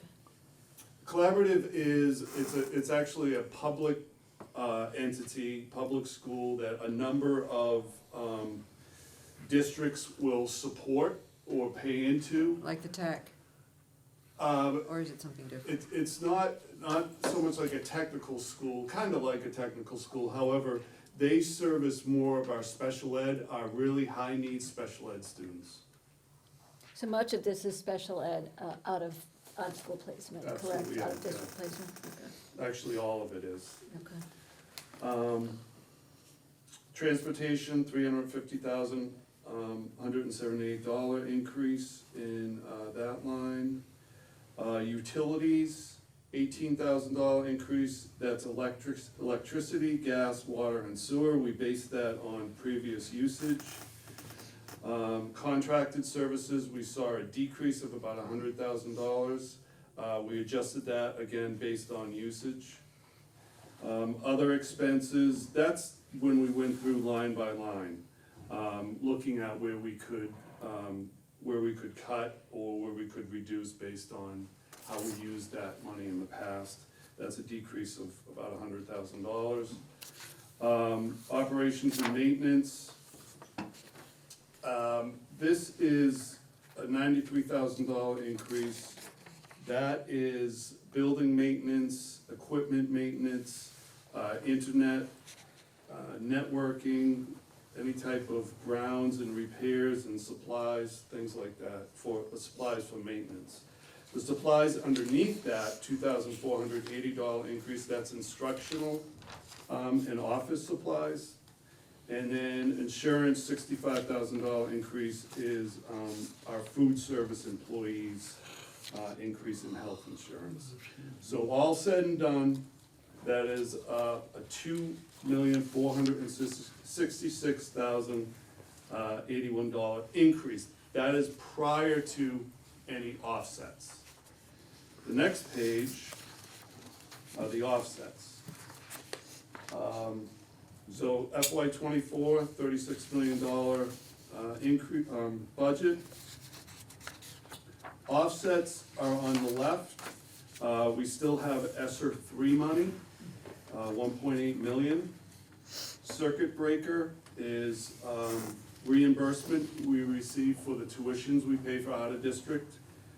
We have $1 million that we can use to offset next year's budget. Our 240 grant will also serve in that purpose, and both of those, the circuit breaker and the 240 grant, specifically are targeted for tuition, for special ed tuition. IVAQ grant, that is an HVAC grant that we received, and we're using some of the money for a new rooftop unit on the high school in the cafeteria, and we're also using it to offset the salary of our HVAC employee in the district. So that's $86,000 is paying for his position. And then we also received the school nutrition grant. So all of those offsets, $3,455,479 for a FY '24 requested budget of $33,510,309. So the next slide, FY '24 ask, FY '23 approved budget, that's an increase of $1,494,819, or a 4.67% increase. I went through that pretty quickly, so I'm happy to pause there if anybody has any questions. How are you doing on fiscal '23? Fiscal '23 is extremely tight, Tom, very tight. Very tight. We'll make it. You will. We will make it, but it's very tight. Is it salaries or is it? Salaries. Energy? Yeah, salaries. Do you have your net school spending figures, 22 or 23?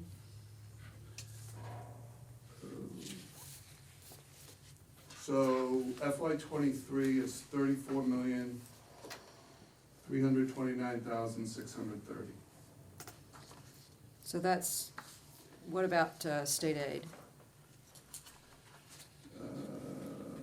State aid for FY '23, $13,689,648.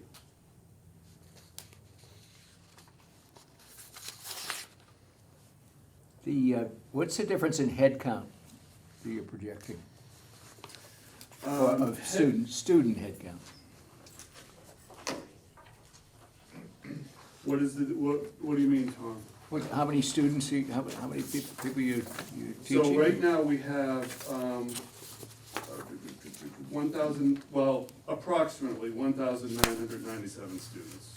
I always say roughly 2,000. And is it going up? It's or- going up, yeah, and we anticipate it'll go up about 100 students, maybe a little less than that. And how many are going to other schools in the school choice people beyond that? Going out of district? Yeah,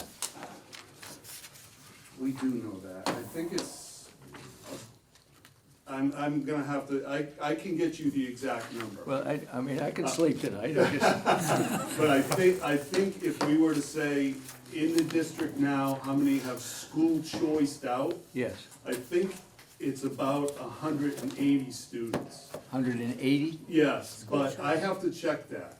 If you're talking about in this current year, I have to double check that for you. Wait, I mean, you don't have to, Okay, don't worry. yeah. I'm interested in directions of the way these things are going. Mhm.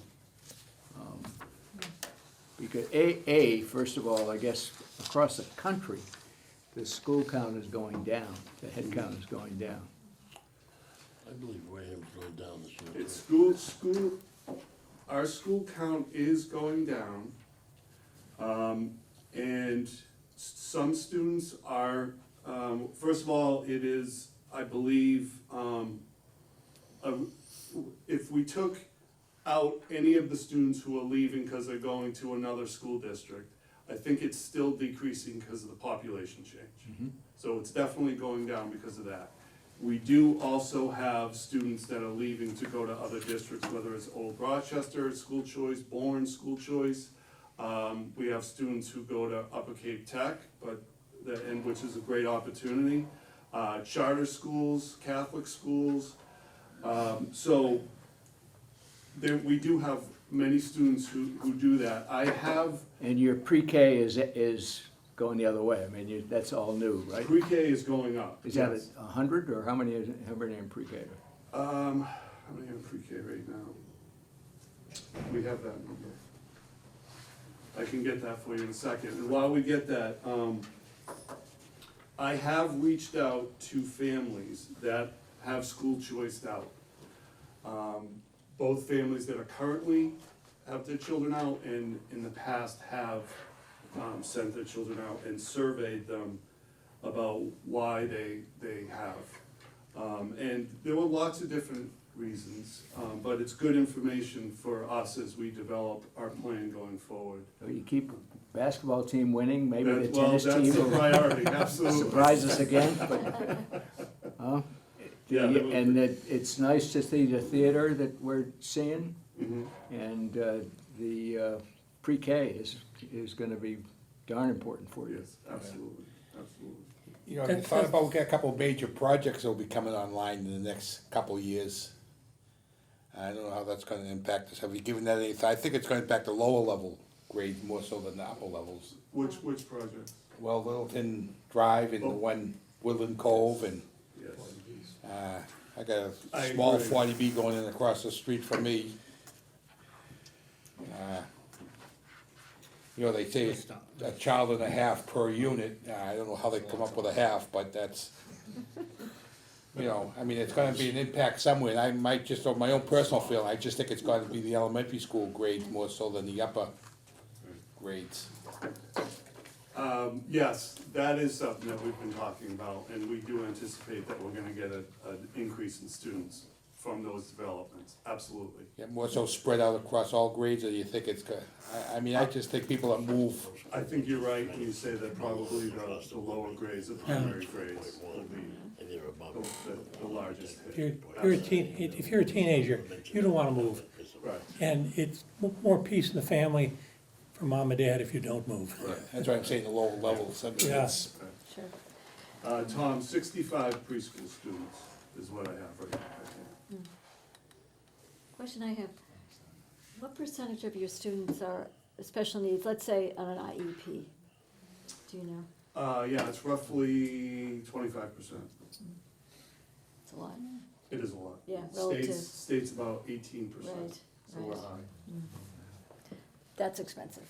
Yes, it is. Ready? Yes, Dominic? Have you ever, I know this is a tough question for you. A lot of schools and school budgets try to keep their budget below the cost of living increase. Has that ever been a number that you people try to strive for? It's 4.1 this year, and you're at, 4 point. So in most, if you look at all the towns around, most of their budgets are not increased over 4%. And is there a reason why you feel Wareham's should? Why you can't keep that number down a little lower? I'm not saying you're doing a good job, I'm not saying you're doing a bad job, but the cost of living this year is 4.1. And if you look at all the towns surrounding us, the tech schools, everything else, most of them are at 4 or below in their increase. And it seems that Wareham every year is always, seems to be higher than the cost of living. And I didn't know if that was something that you people took into, when you make the budget, if that's a number that you try to strive for, or you just don't look at anything like that. So I do try to strive, I mean, I don't, we never wanna be a burden on the town. And I understand. And we wanna be as. You guys make the town, come on, let's. Thank you. So we absolutely try to keep the budget as, low as possible. We have, the things that are challenging in our budget are contractual obligations. We have, 5 bargaining units, 5 or 6. There's step increases, lane increases, then COLAs, and usually if we're trying to keep it at, 2.5%, 3%, those contractual obligations usually are around 4% alone. And then we have, increases in costs of utilities, transportation, all those things. And so even like this year, just going a level service budget, not adding anything, and it was over a 7% increase. So it is something we try to do, but it's a very, very challenging. But to say on the other hand, all those towns have the same problem. And their budget is around cost of living. Just something I wanted to bring up. It is what it is. I mean, they have the exact same step problems. Every problem you mentioned, we don't have anything different than any other town. That's a big difference. That's Matt, have there ever considered other revenue sources that you can produce on your own? We apply for grants, many grants. We received a grant just the other day that it's about $450,000 over 3 years. Now, the thing with grants is the grants from the Department of Ed tell us you can't replace things already in your budget. It's to supplement, not to supplant, is the way they say it. So it's not as easy to say, hey, we got 400,000, that means our budget's gonna go down 400,000. It doesn't work that way.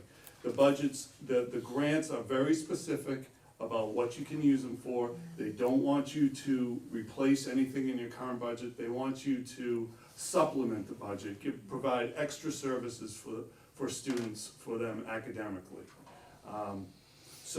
But we look for grants. Like I said, we just got one, 400,000, over 400,000 over 3 years. We have another one we're waiting for, could be in excess of $700,000. So we're always looking for those opportunities to help us out. Well, how about other sources though? All your athletic programs, do you charge services for their participation? We do not.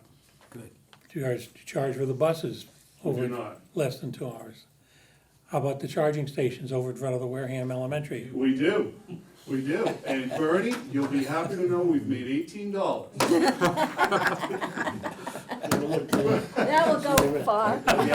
You ever looked into any other revenue services like solar canopies over the parking lot and things like that. Yeah, we have. Those are big for Upper Tech right now. Well, that solar would Help save with you for utilities. transferring all that money into the You can't, utilities for that building.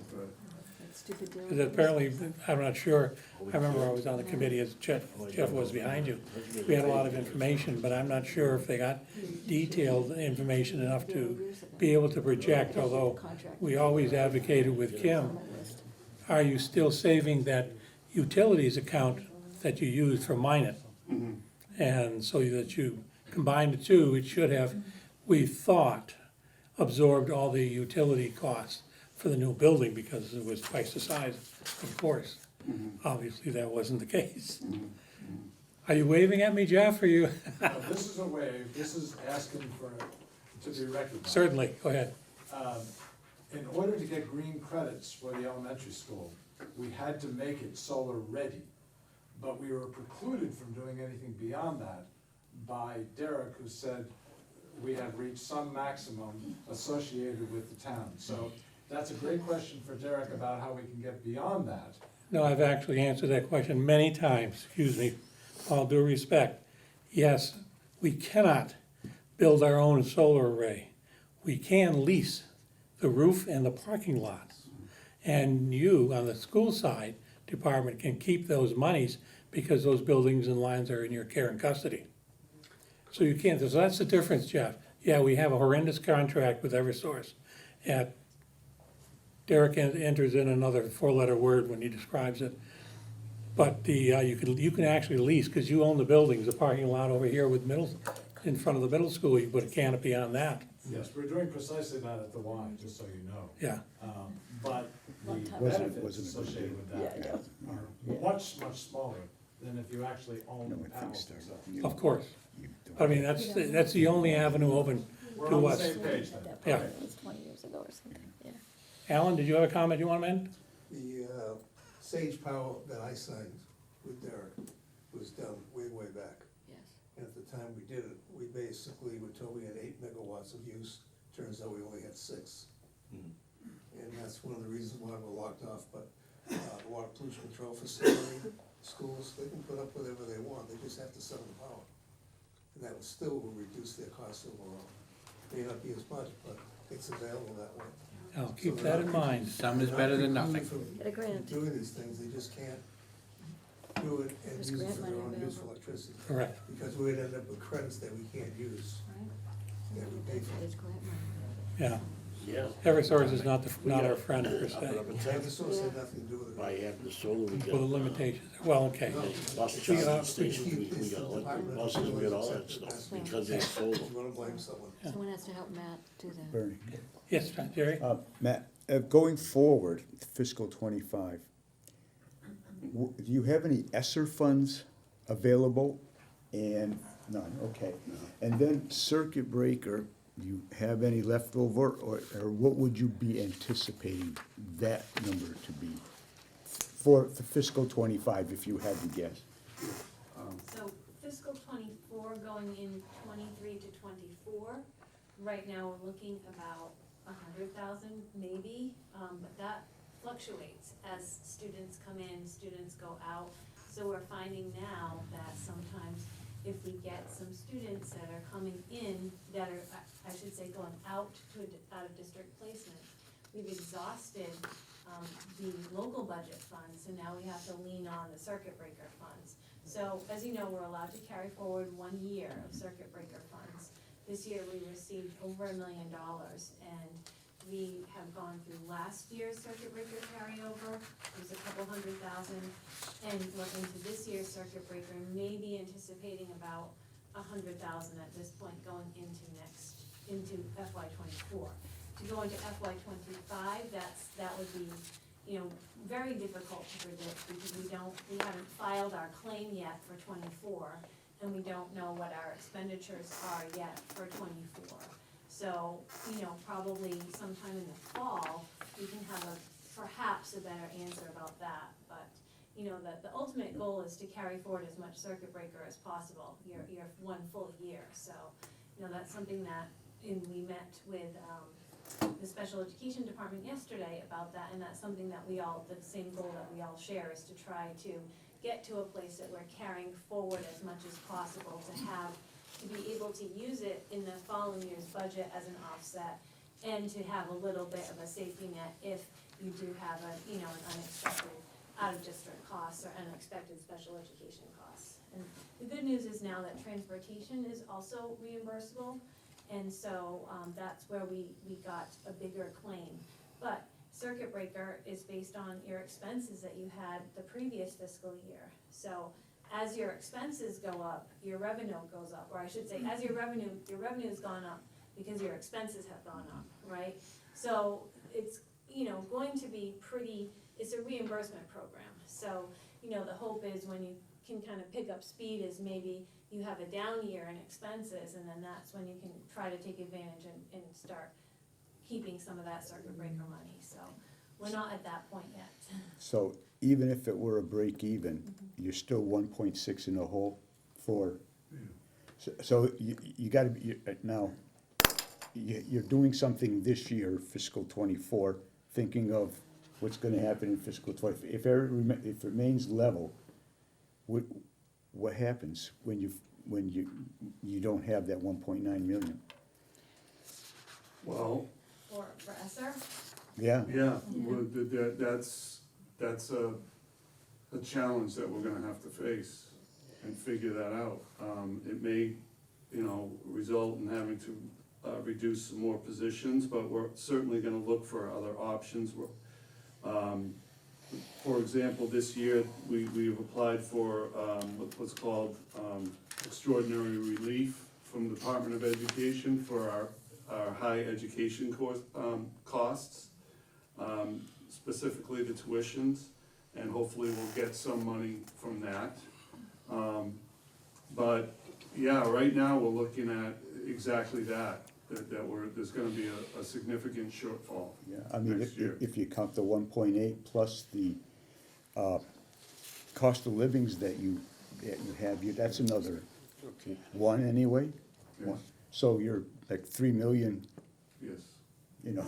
yes. You've already gone through all your expenses, the rocks, so that's gotta be employees or something. Yes, Yeah. yes. It's a rough cut. Any particular area, Matt, you anticipate these 7 reductions to come from, please? What I've been doing for these reductions is first of all, looking for, as people leave, if we need to replace that position or not, if we can, so we've been able to do some of that. Looking at retirements, and of course, then when I do have to make a cut, it'll be positions that have the least or no impact on, student education. I mean, it'll have an impact, but that's, my priority is keeping the supports for the students in place as much as possible. The results that you had for scoring the children at what level they are at, the graph that you showed in the paper and you had in the paperwork you handed to us, each grade, as a result of the COVID, has suffered significantly in both areas. I follow the school committee agenda and all, but I don't see them entertaining any new programs that might make up for these shortfalls. Right. Because it's almost as if the status quo is acceptable, and it is not. No, it's not acceptable. So, we have in place, assessment systems. We're constantly assessing our students, determining where they are in literacy and math, through the course of the school year. And we have systems in place during the school day, so we can identify if a student is falling behind, or where a student is, or where a student is needing extra support in literacy, and then we provide it during the day in small groups to provide them with the instruction that they need. So we have systems right in place in the schools now to to assess the kids, identify the need, and give them the support they need during the school day. And then we also have additional after-school programs, summer programs, that have already been in place, but are significantly helpful.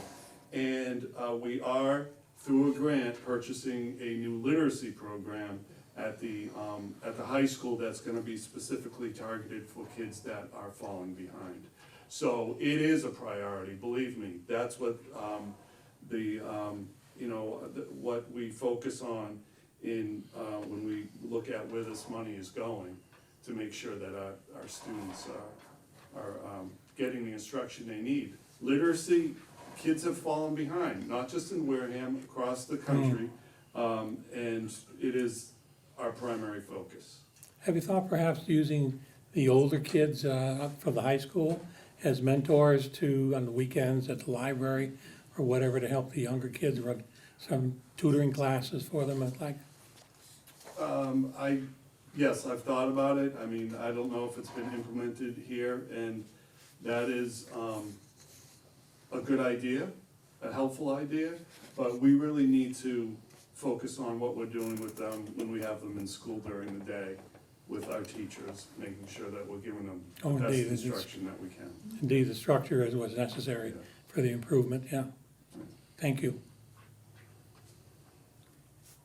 Tom? Matt, you got Century One too, right? Is that working? Seventh grade, Matt? Oh, yeah, I mean, that's looking good. I mean, that's really just in a pilot program, but that's something we can definitely, But that's a continue whole to different utilize. flavor. Yeah, you were, you weren't there for that. They did come for, the day. Yeah, because it was the English people there, I wasn't Yeah. allowed to bring any salads or anything, so. That's right. Anything else? Norma? Full disclosure, I went to a Chapter 70 workshop recently, and I probably know just enough to be dangerous. I'm truly trying to understand the budgeting process and how everything fits together. So, and which is why I asked the question about net school spending, because what you're asking us for is our contribution. But this is not really the whole cost of educating the kids. Right. It's not even close. Not even close. So it's this plus the Chapter 70 aid. Have I got that in very simple terms correct? So it would be the local contribution Right. plus the Simply chapter not 70, accurate. but there's also other costs that go into required net school spending that are not in the school budget. So you're allowed to count health insurance for your employees, or any cost borne by the town, which might be, say, the cost of providing the VADAR financial system to the school, the cost of certain town employees' salaries that support the school, say, things that go through the treasurer's office. So all that goes into, counting towards required net school spending. So there's a lot of components to it, and you are correct, it is complicated. It is, yes, Jeff? Just to be clear, that 31 million or whatever the number was, 32, et cetera. 33,510. Yes, that is the cost, plus the offsets, et cetera. All of the revenue associated with Chapter 70 goes to the town. Okay? We don't see it, okay? That's all goes to the town. And if you look at your cherry sheets, now admittedly, it's the first go-round of the cherry sheets, meaning it's the governor's version of the cherry sheets, and it's gotta go through a lot of hoops, meaning the House, and then the Senate, and then the conference committee, et cetera, et cetera. But if you look at the cherry sheets, what gives us hope, to the point made earlier about the loss of the ESSER funds, and I have been following these cherry sheets for, let's just say, more than 2 decades, okay? This is the first time in the history of the town of Wareham that we had over $2 million in increase in Chapter 70 aid that is coming to the town. It is not coming to the school district. It is going directly to the town, and then we hope that the town gives us a fair share of that, in this case, 2.6 million. Now, there were some other things that lowered that number as a net number as a result of schools, because we get charged for students that go to, for school choice and charter schools, et cetera, et cetera. But over $2 million increase on the cherry sheets, the governor's version is coming to the town, and then you give us what you think is appropriate. But Which was, that- was it 1.5 million was what the schools ended up off, out of that? Whatever the 4.7 ends up to. Yeah, it's 1.5. Yes. I always round off, I know everyone Yeah. likes to give So exact my figures, but point I, is, you cannot add to that 32 million, the chapter 70. I follow you, and, Okay. and thank you for clarifying that, because I did not understand that. Thank I you. appreciate that. Anything else? Nope, we're done with that portion, now we move on to your roof. Okay, so, same packet, just behind, the slides that I just went through is the line item budget, for your reading pleasure at some point. And then there is a, number of slides on the roof. So, the first slide is just a little bit of history of Wareham Middle School, constructed in 1956. There was an addition and a renovation project done in 2004. Currently have 450 students in the building, and it's 167,000 square feet. The next slide is an overview of the roof plan. Each of these sections, the roof is broken into a number of different sections, each one is represented by a letter. The summer of 2023, section F and section K will be replaced. Those are the sections of the roof that will be replaced with the $1.5 million warrant article that was passed at the fall town meeting.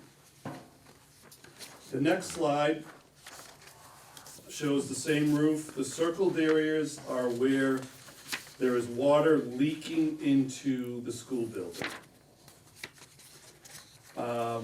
There were 50 test cuts done from this roof, on this roof, from all of the sections here.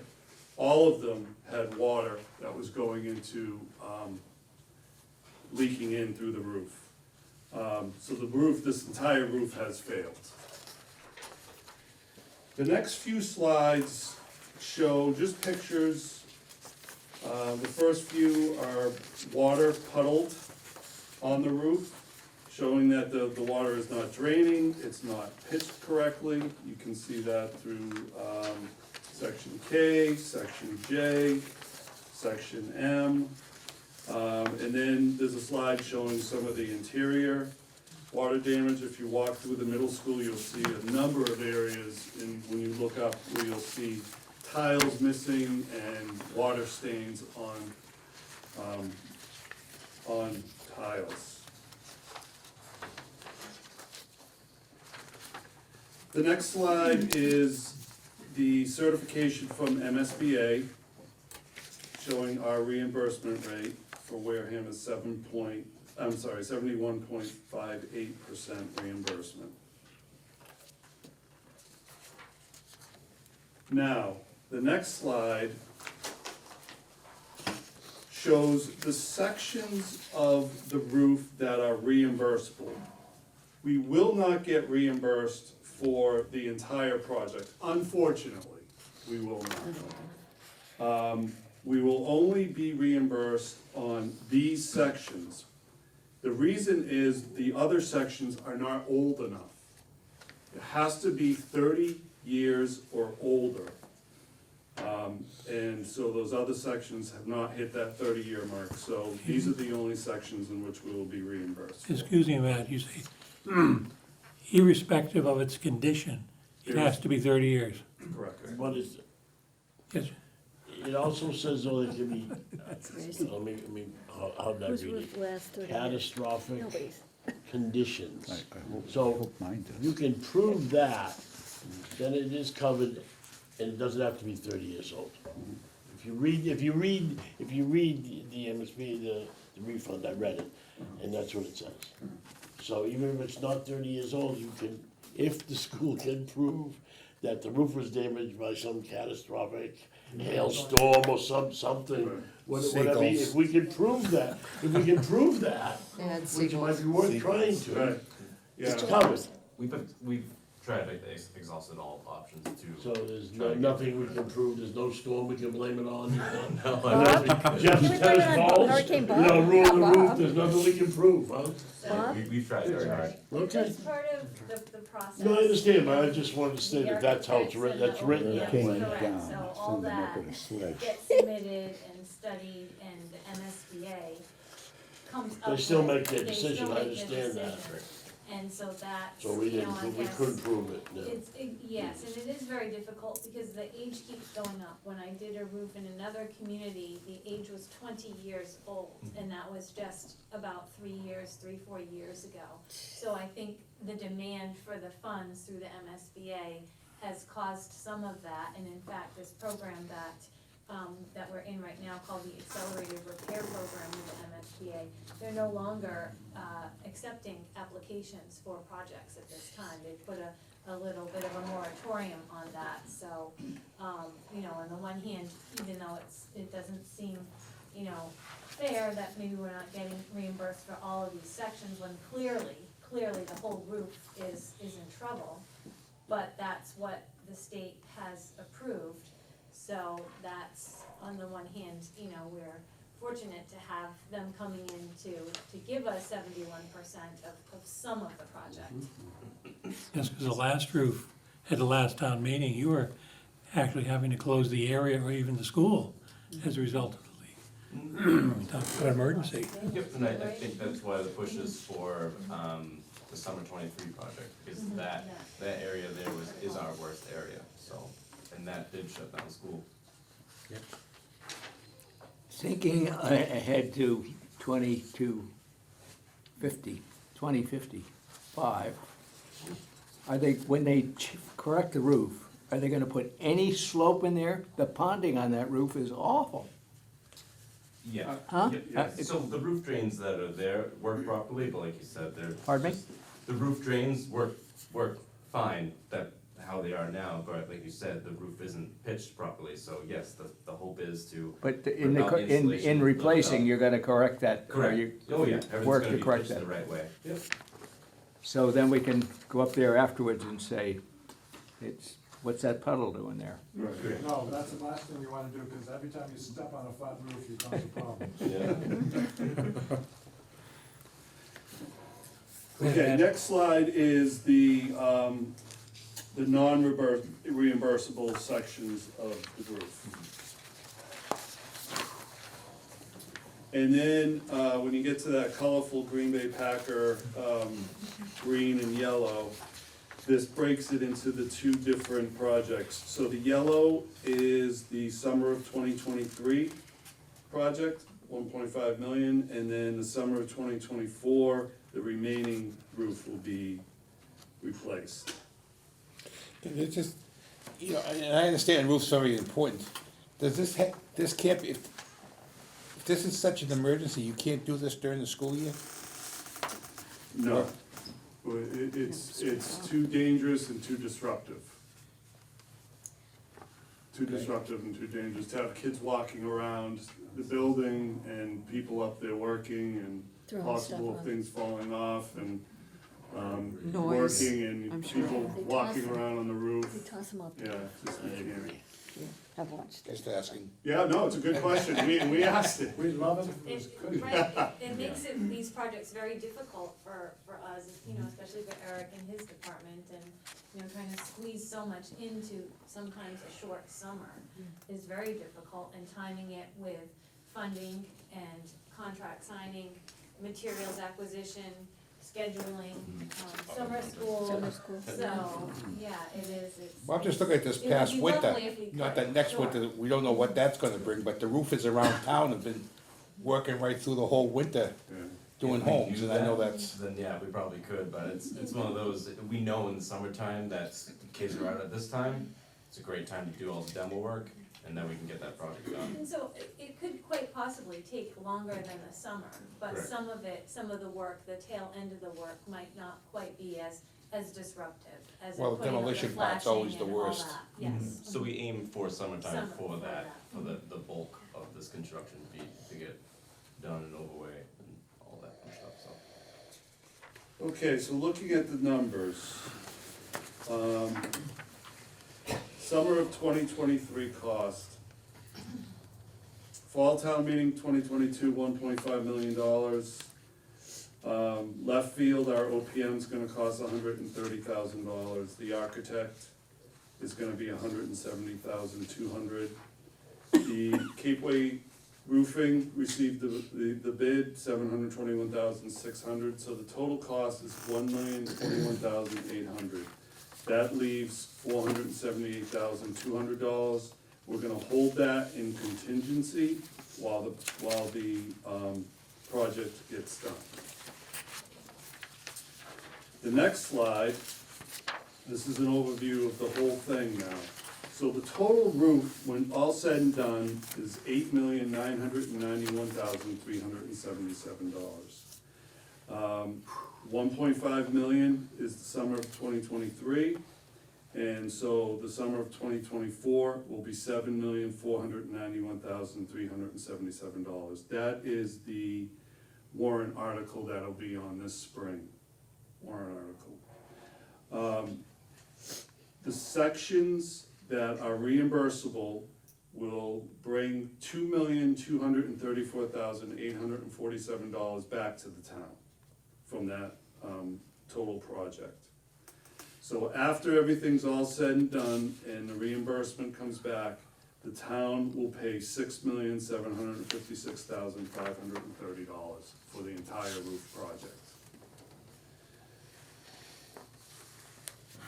It could be lower based on how much of that contingency is not used. Are you asking for a debt exclusion? I'm sorry? Are you asking for a debt exclusion? It's not on the warrant article, unfortunately, the No. wording. So we're not, Okay, so the question is, how's this gonna be paid for? gonna borrow, Borrow. Bond it out. gonna borrow, and just so you know, the figure I think on today's earlier meeting was around 800,000, which really precludes us from moving forward with a police station at this point too, because of that. For every million we borrow, it's $77 on the homeowner. So you can borrow money, but you have to pay it back too. That's what I say, it's gonna be on the homeowner if it's, either way. Would you also anticipate some savings on the balance of the 7,491? I mean, it's possible I hope construction. It is possible, yes, hopefully. And that 7491, that is the Springtown meeting warrant article. And MSBA requires that towns approve the entire amount. Yeah. Right. Before Or they give you the money back, reimbursement. yeah. Right. Yeah, we are authorized to borrow the entire amount. The same thing we did with the school, and Jeff knows. We had to borrow the $90 million, although we didn't spend it, fortunately. Maybe. And we've had a few projects, the roof that we just went out to bid for this summer, that came in under the cost estimate. The boiler project also came in under the cost estimate, so I don't know, if that's any predictor for the next one, but, that was both promising news for us, that's coming in under bid. Are there any Under supply cost chain estimate. issues with boilers and things like that? I hate to ask that question. No, not with these, no. The only, I think the pumps are the only things that have, kind of an astronomical lead time. But we're looking at other options to use instead of those, VFDs, I think that to call them, so. But boilers, nope, should be good to go. Just a couple weeks out, 4 to 6 weeks, I believe, was the last conversation. So, as far as timeline, we're still good. The savings on the first part was like a third. Hmm.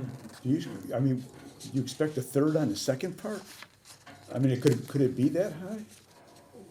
I guess anything's possible if it was in the first part, but, Yeah. keep our fingers crossed Yeah. and, I hope so. It's competitive bidding, so hopefully someone wants that job. Given maybe where it's the same owner's project manager and architect, if they follow the same methodology for cost estimation, then maybe, I'm not sure, that's not my area of expertise, but, given that perhaps, some. Yeah, it's we like might the see school better came in under too, and Correct. the first part came under, it'd be nice if the second part did too. Yeah.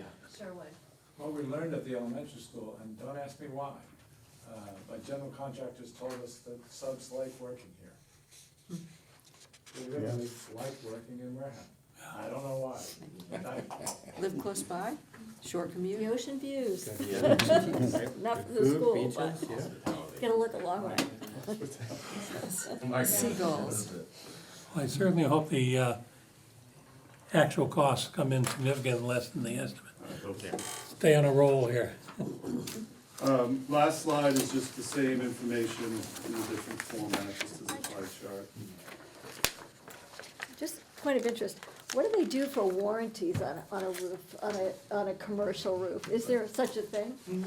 The person actually asked that question today to the OPM, so it was, 2 years for the, 2 years for the installer, and then 20 years for the manufacturer warranty. So, I think Kristen asked today to see what it would cost to actually up that, so if we have to do this again in the future, we'd be closer to that MSBA. Even by that time, it'll probably be 50 Yeah. years, who knows what the MSBA's threshold would be, but, yeah, we want as big of a warranty as we can. Yeah, you do, yeah, Because- just sure. Just make sure there's not a seagull exclusion. There is actually. So what are we gonna do about the seagulls? Yeah. The roof that we're putting on is a lot thicker. Nice answer, Al, I like that. So, It's different, okay. There are Seagull a lot proof? of things you can do, actually. But just so everybody knows, that the problem with it's a flat roof you have to put in the building. It's usually a rubber roof with strategically placed drains. Unfortunately, here in Wareham, because we're along the coast, we have an excessive amount of seagulls. And if you leave your car inside here for a while, you'll find out what it does. They take the shells of food, they drop it on the top of the roof, and then they fly down and they use their beaks and they poke the food, and they eventually poke holes in the roof, and it's not warranted. Fake outlets. So you walk on the roof Fake with out. holes, et cetera. Catastrophic Every building, damage. every, public building in Wareham that's a flat roof has the same problem. Yeah. It's not just the school. And Tom, I think the last page, if I recall correctly, answers the question that you had a couple of weeks ago. When was a couple of weeks? You asked how many children go elsewhere. Well, he's answered that. I would start out any budget presentation with what you're trying to do, and that's head counts, and which way it's going, and what, just so that we got a basis.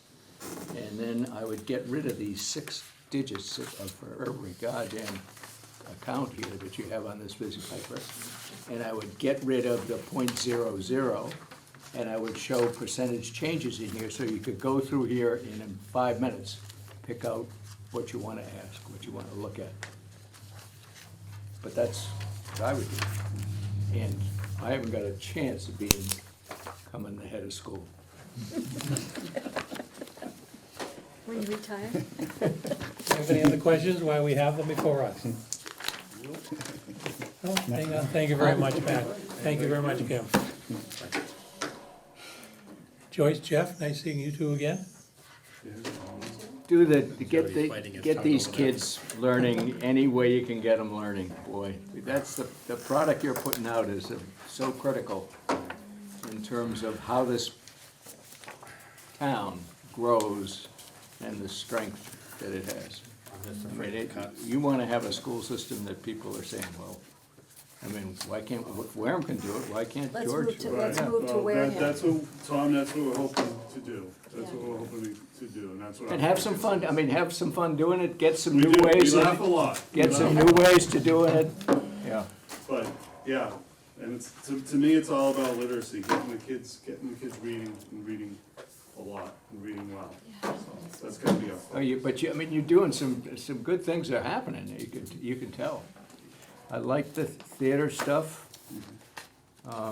You need more, probably not more television education in there. No, you gotta read The- paper. The mock courses, I mean, it's all, it's fun to read about what's happening in the schools.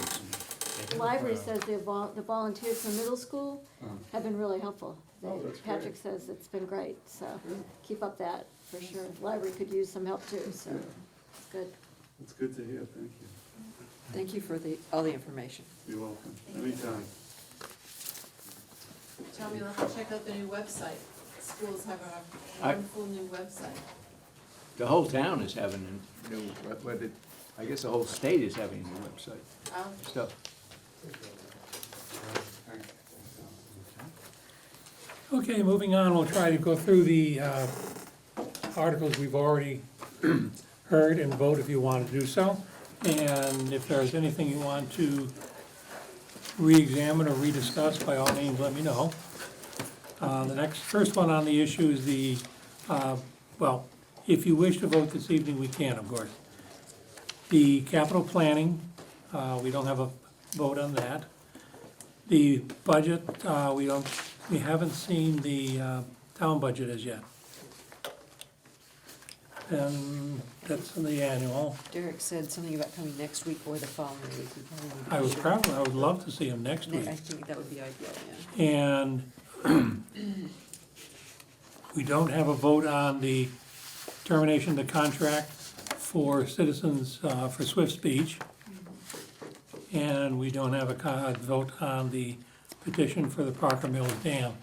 The Swift Speech, Gene, did you get my email? I apologize for going around earlier thinking I had something important, but I didn't. Changed my presentation a little bit. I just had a couple of answers to questions that were asked of me in the last couple of meetings. If you will, please, yes. Do that? Jody, We actually have voted on Parker I Mills. think we got a vote on this, Jody. Oh, yes, we did. I apologize. Parker Mill we had was a referral. Things we haven't voted on. Pardon? Well, some of these they gotta come back, the budget. No, not the budget. Capital we can vote Yes, on. Jane. I can give you He likes to this wait just a for the minute. record. I mean, she's not getting Long way to vote. Okay, I don't blame her. So, I'll only take a couple minutes. very good. but It's a there were- controversial subject, so we need all the information It is. we can. Appreciated hearing Jody, the can you rest give me of the that, meeting, please? but I'd love to Ready get at 9:00. my, Usually in bed. So, a couple of meetings going in Sweet dreams, Tom. Yeah. questions about the contract and whether it can be canceled and what the penalties might be, and also some questions about the expense to the homeowners. So, to answer that, and I know that this committee isn't the, ones that will make a decision about the contract itself, but you had financial questions, so I just thought I'd answer them. So in that packet, there's we found the contract has 330 pages. I didn't read the entire 330 pages, but a couple of people with us did. Okay. And pulled out 3 pages that referred to whether there would be penalties. And I know the town attorney would be really the last person to look at the contract, not us, but the residents did their homework, and they read the 330 pages. And there's 3 references to no penalties if the contract were canceled. We can reduce the amount of work, we can reduce the scope, we can omit things, we can omit all of it. And those 3 pages refer to that there'd be no penalties. In fact, it says terminating the agreement is just a 7 days notice at the town's convenience. The town would only be responsible for what was invoiced up till then. And I think one of the questions was, has the town paid anything out yet to the contractor? So that's what we were going back and forth a bit today about. You thought you had the answer and then didn't. So I'll defer to the finance committee to find out whether the town has paid anything towards the contractor yet. The second reference in the packet is that the town can decrease the scope or omit all of the scope of the work At any time during the progress of the contract, either before it was signed or after it was signed, or even once work started. And it says it won't constitute any ground or basis of claim for damages. And the third reference is that the contractor agrees that he shall neither have nor assert any claim for or be entitled to any compensation for damages or loss of profits if the contract is eliminated. So I know that we're not the attorneys, but we just wanted to do our homework and make sure that we weren't asking to cancel a contract that puts the town in a breach of contract. And I know that each committee and each board and the commission all have this question, and it's holding up, it's sort of the holdup of whether or not to recommend favorable opinion about the article. So I understand, I'm beginning to understand the process that if any of the committees or groups voted favorably with the idea that what if it's a breach of contract, that are you doing the right thing for the town? So I haven't heard that the town attorney has given an opinion about the contract. You have, it would be helpful for the residents to know whether the town attorney reads it the same way we are, because we're going on the information that we have in front of us. So I don't want anyone to think that the group of residents doesn't care whether or not it's a breach of contract or not. We just believe that as we've read it, it seems like it isn't, so unless we hear otherwise. So the financial burden to the homeowners is really significant. We had electricians give an estimate, there's 146 homes affected by this contract in the Swift Beach area. Conservatively, half of them are summer seasonal cottages who don't have electrical panels that would handle it, so they would have to be rewired. Conservative again, to rewire a cottage like that is about $5,000. So about at least half of them would have to do that. The other half would have to be an upgrade of their panel, which would probably be about $1,500. How many? About $1,500 to just upgrade a system. And the first number was what, 20? About 5,000. 5,000? And that was conservative. The electrician who actually had that conversation had a much higher number. I don't wanna make it sound like we're exaggerating the cost of it, but they said it was closer to 5 to 7, could be $8,000. So I'm using a very conservative number, And that's a change of service? because they'll have the old, I forget what they call 100 it, I amp. used to have them, the glass. second one. Fuses instead of circuit breakers. So you have cottages that are 80 years old, Yeah. that are seasonal, that have no reason other than this to change their electrical system. And that's what half of the homes, at least half of the homes would be doing. Fuses aren't legal anymore And, for insurance. Can't get a mortgage. Well, I think if you were building, or, I mean, I had a home with them. Insurance, and we were insurance buying- companies now, fuses, they make you change them. Or getting a mortgage. Yeah, right. Well, we'd like it not to be because of grinder pump. Other than I have that, another question, bro. It's a fire hazard. and we lost our power yesterday for 2 hours. And so I don't know what happens with the grinder pumps, but we lose power a lot, and yesterday we lost it for 2 hours. I guess if you don't have to flush for 2 hours, you'd be okay. We happen to have a generator at our house because we moved here full-time 2 years ago. We lose power all the time, so we invested in a generator that was $14,000 for a generator for our house. And we had to pay $1,500, $1,200 or $1,500 to have the gas line enlarged because it was too small. So asking people to get a generator for when we lose the power, you know, it was nice, I was working from home, the power went out, the generator went on, but most of the houses down there couldn't spend $14,000 on it. You don't need electricity immediately. It's a pool container with the grinder pump that holds so much water before, Trips on. right, before it comes on. Well, we so. lost power for 4 days. Well, no, that's catastrophic, I understand that. I mean, That 2 2 hours. hours isn't gonna matter. 2 hours, it was just yesterday, Doesn't matter. I looked around and 2 hours was fine, and like I'm saying, 2 hours may not be a problem, but a day, 2 days, 4 days Jane, are you aware that there's other grinder pumps in the system? in the town. Yes, Um, yes. yeah, Have you talked with any of those to see how well, because they're all waterfront locations primarily to have them, Yeah, for their They're- opinions, you know, how they handle it perhaps? there are people who, from other towns, who have chimed in on their experience with grinder pumps. I'm not sure if anyone in Wareham has. Mary, one other question. Alex? You were saying that, you know, you were worried about, you know, costs of the town. The town has already spent, you know, I don't have the exact number, but it was $50,000 or $70,000 for engineering costs for that project. They did. They Which was paid- already spent, They paid $48,500. 48.5. That For money, the engineering. you will lose that now. You know, that's They already been paid. $63,000 to Beza. But it's been paid. It is, yep. Which Those will were go, paid once before that contract's gone, I don't know if that engineering, that money goes, or can that be used again? No, it's No. gone. Gone. No, it's That would gone. be So that's a big expense So it's already. 50 plus 63, or, It was $48,500 for the initial Yeah. JC engineering plan, and it was $63,556. So you're over $100,000 yeah, already. right. Yeah. About 100. So the cost to the homeowners, if you added all that up, is about just under $500,000.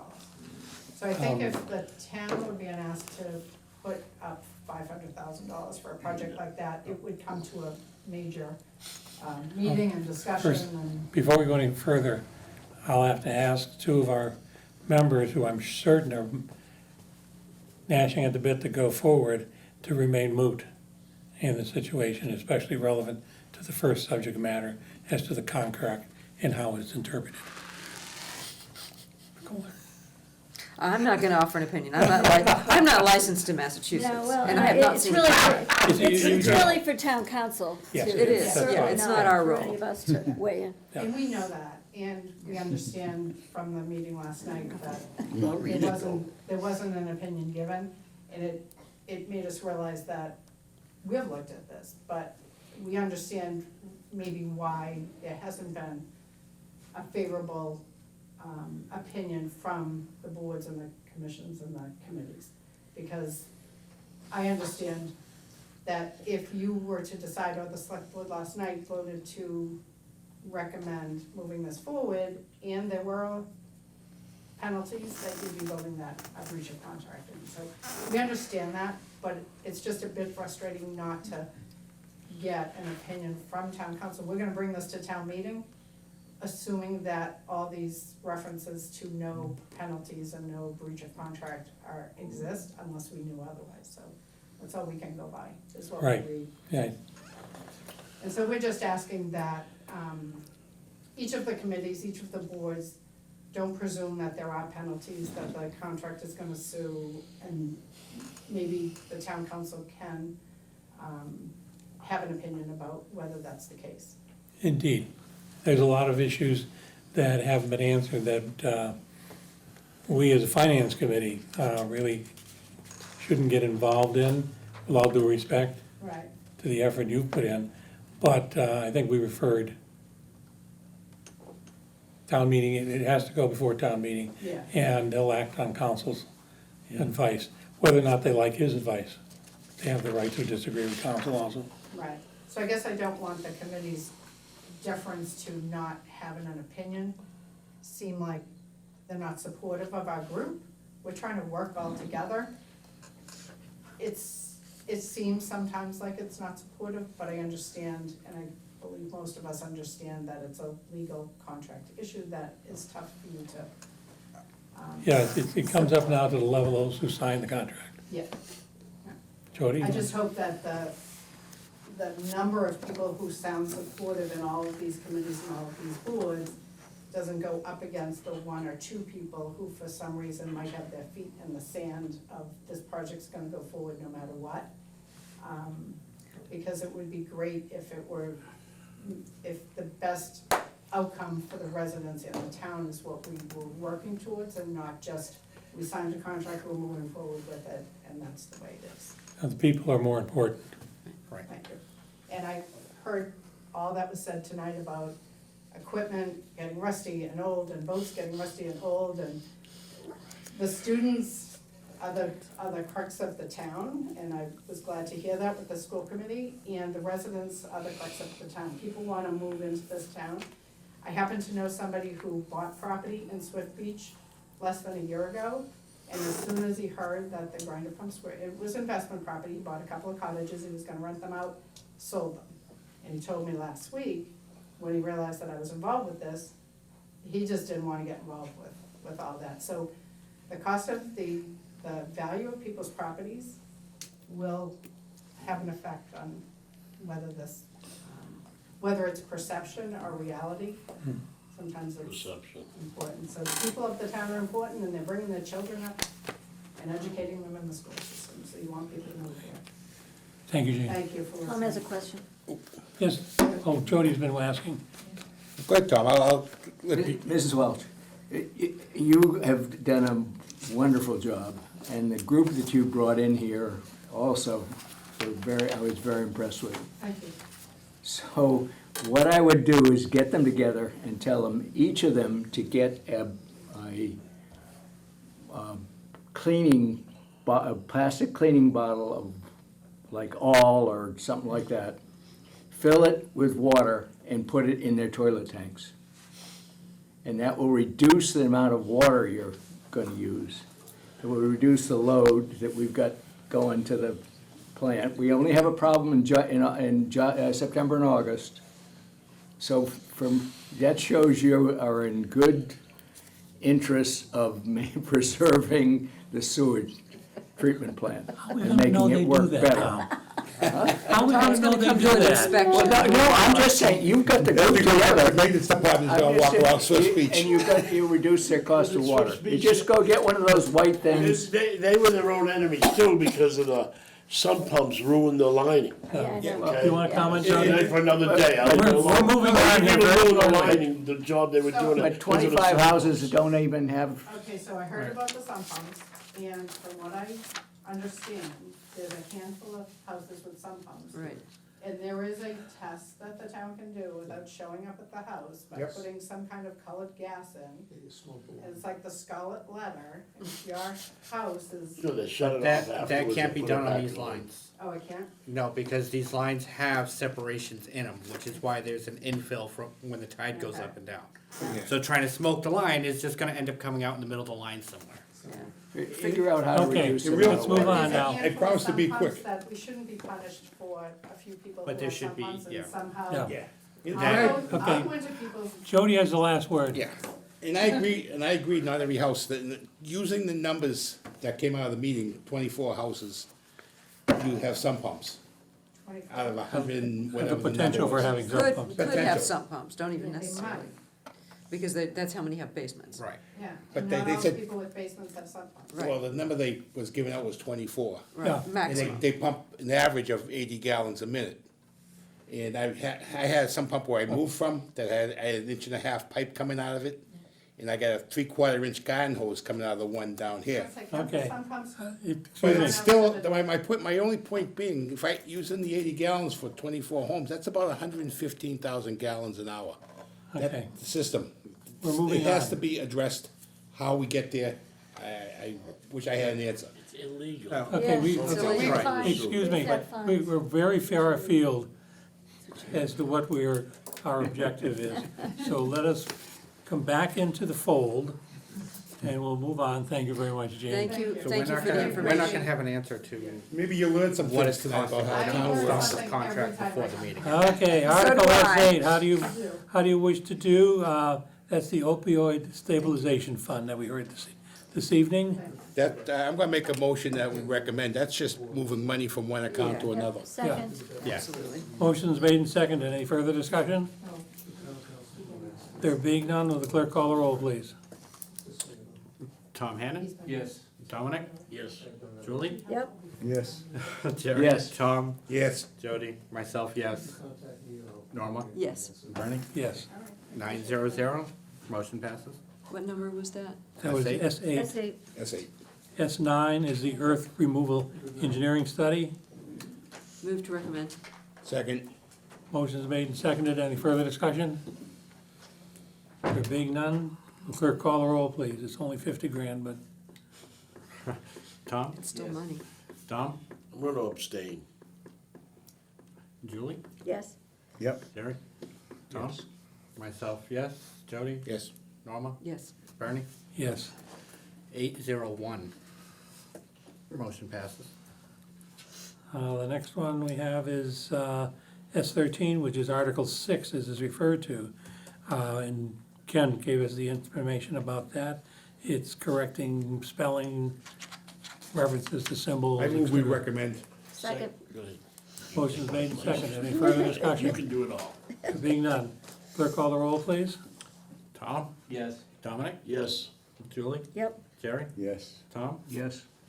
Jody? Yes. Myself, yes. Norma? Yes. And Bernie? Yes. 900, motion passes.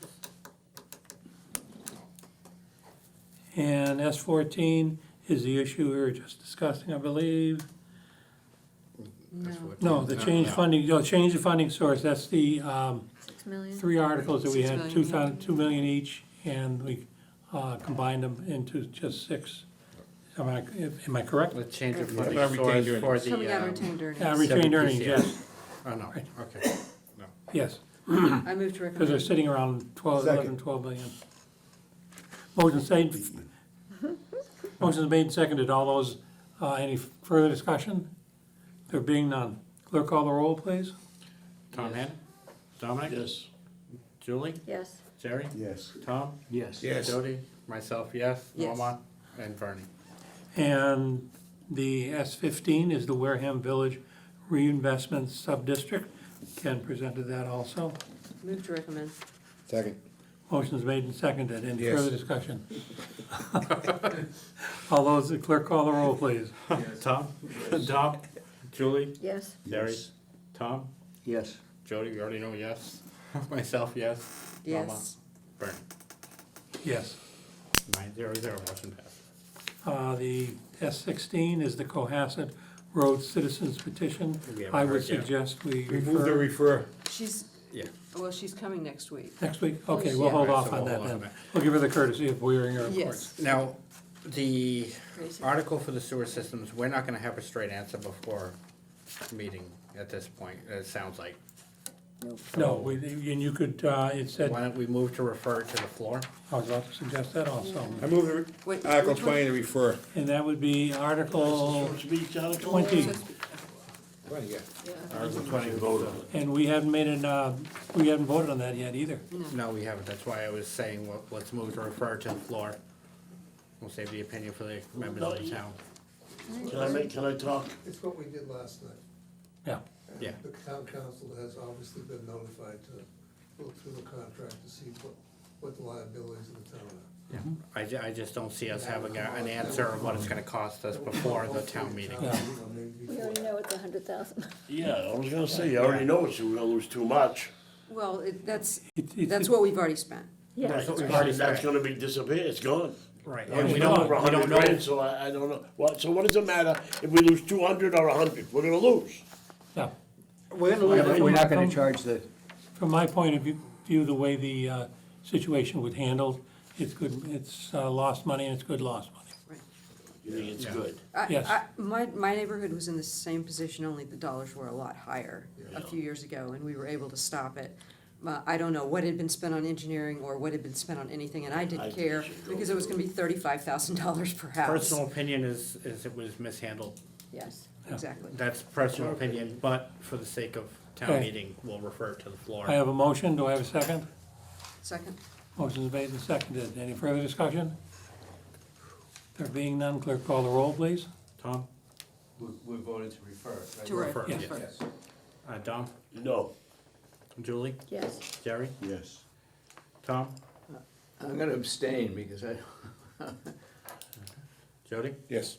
Myself, yes. Norma? Yes. Bernie? Yes. I just Eight- wanna make a comment. 711. After the fact. The problem is at least 2 streets that have to be fixed because there's a huge amount of water infiltrating. So at the end of the day, sorry, Tom, I don't have a good voice right now. At the end of the day, we're gonna have to come up with a program to fix it, no matter what. We have to come up So with it's- something, but it's, You know, off the record, I don't think it was handled right, well, it's on the record. But it's necessary. but. Something's gotta be done. but it- Necessary. But It's gonna not- be necessary to do something, we can't not do anything. But Right, not we- this way. right. It doesn't have And to be I- done I this way. completely There agree. isn't another way to do it. I don't wanna answer There isn't that. another way to do it. I completely agree that something has to be done, it's just, I think how it's being handled needs to it be may or done. may not be another way to do it, but any alternatives should be explored with the ratepayers. Yeah, we have grinder pumps on Oak Street in Wareham, on Yeah. the water side. Yeah, Because- down near you. Because the street goes like this, Yeah. and everybody goes down like that. Many towns have them, I'm yeah. like 20 feet higher height. And than many the- people Yeah, have you're on the paid other the side. bills to put them in. And they do Pardon? have issues. Well, Many people have paid the bills to put them in, so Gloucester- what makes Right. these people different than anybody else? Well, that's why I suggested you talk to these people in this town, never mind the town, other towns, but in this town, how they're handling it. Put them in and make payments, They did it better absolutely. way. I would have thought that when they announced it to the Swift Beach people, they would have brought people in from other areas to the town to tell them how it goes, what they had to do to install it. Could have done it as a better. They were told not to have some pumps and all that, I got no mercy. I don't think the engineering recommendation is solid enough. Okay, we have some items here that have no one to write the recommendation on. Article 8, which is the EMS budget. Anyone want to take it on? I'll do that one.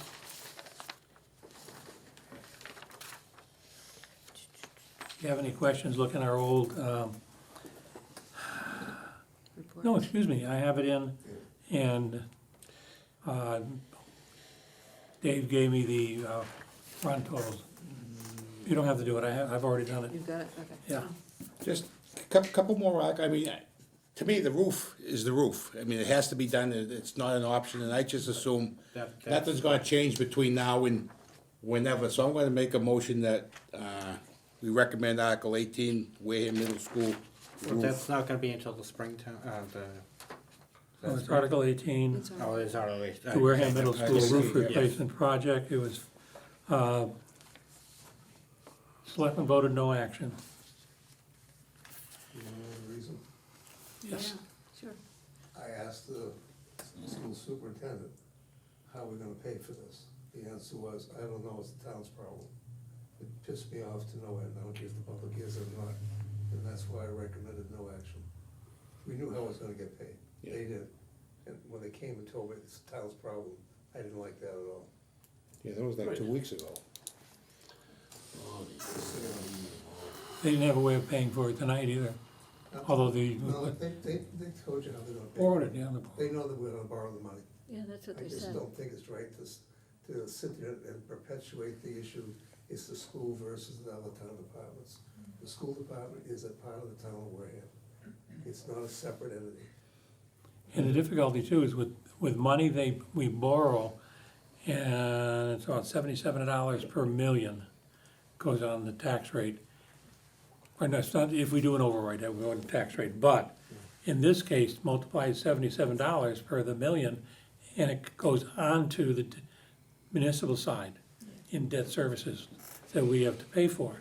That lessens that amount of total monies available for municipal side.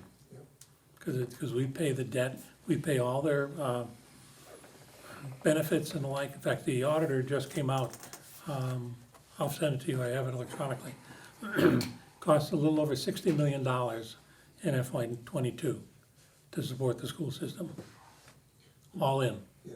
That means all their debt, all their benefits, et cetera. I think what's also, you brought out today in the meeting, if everybody was listening closely, they're talking about the extra funds, et cetera.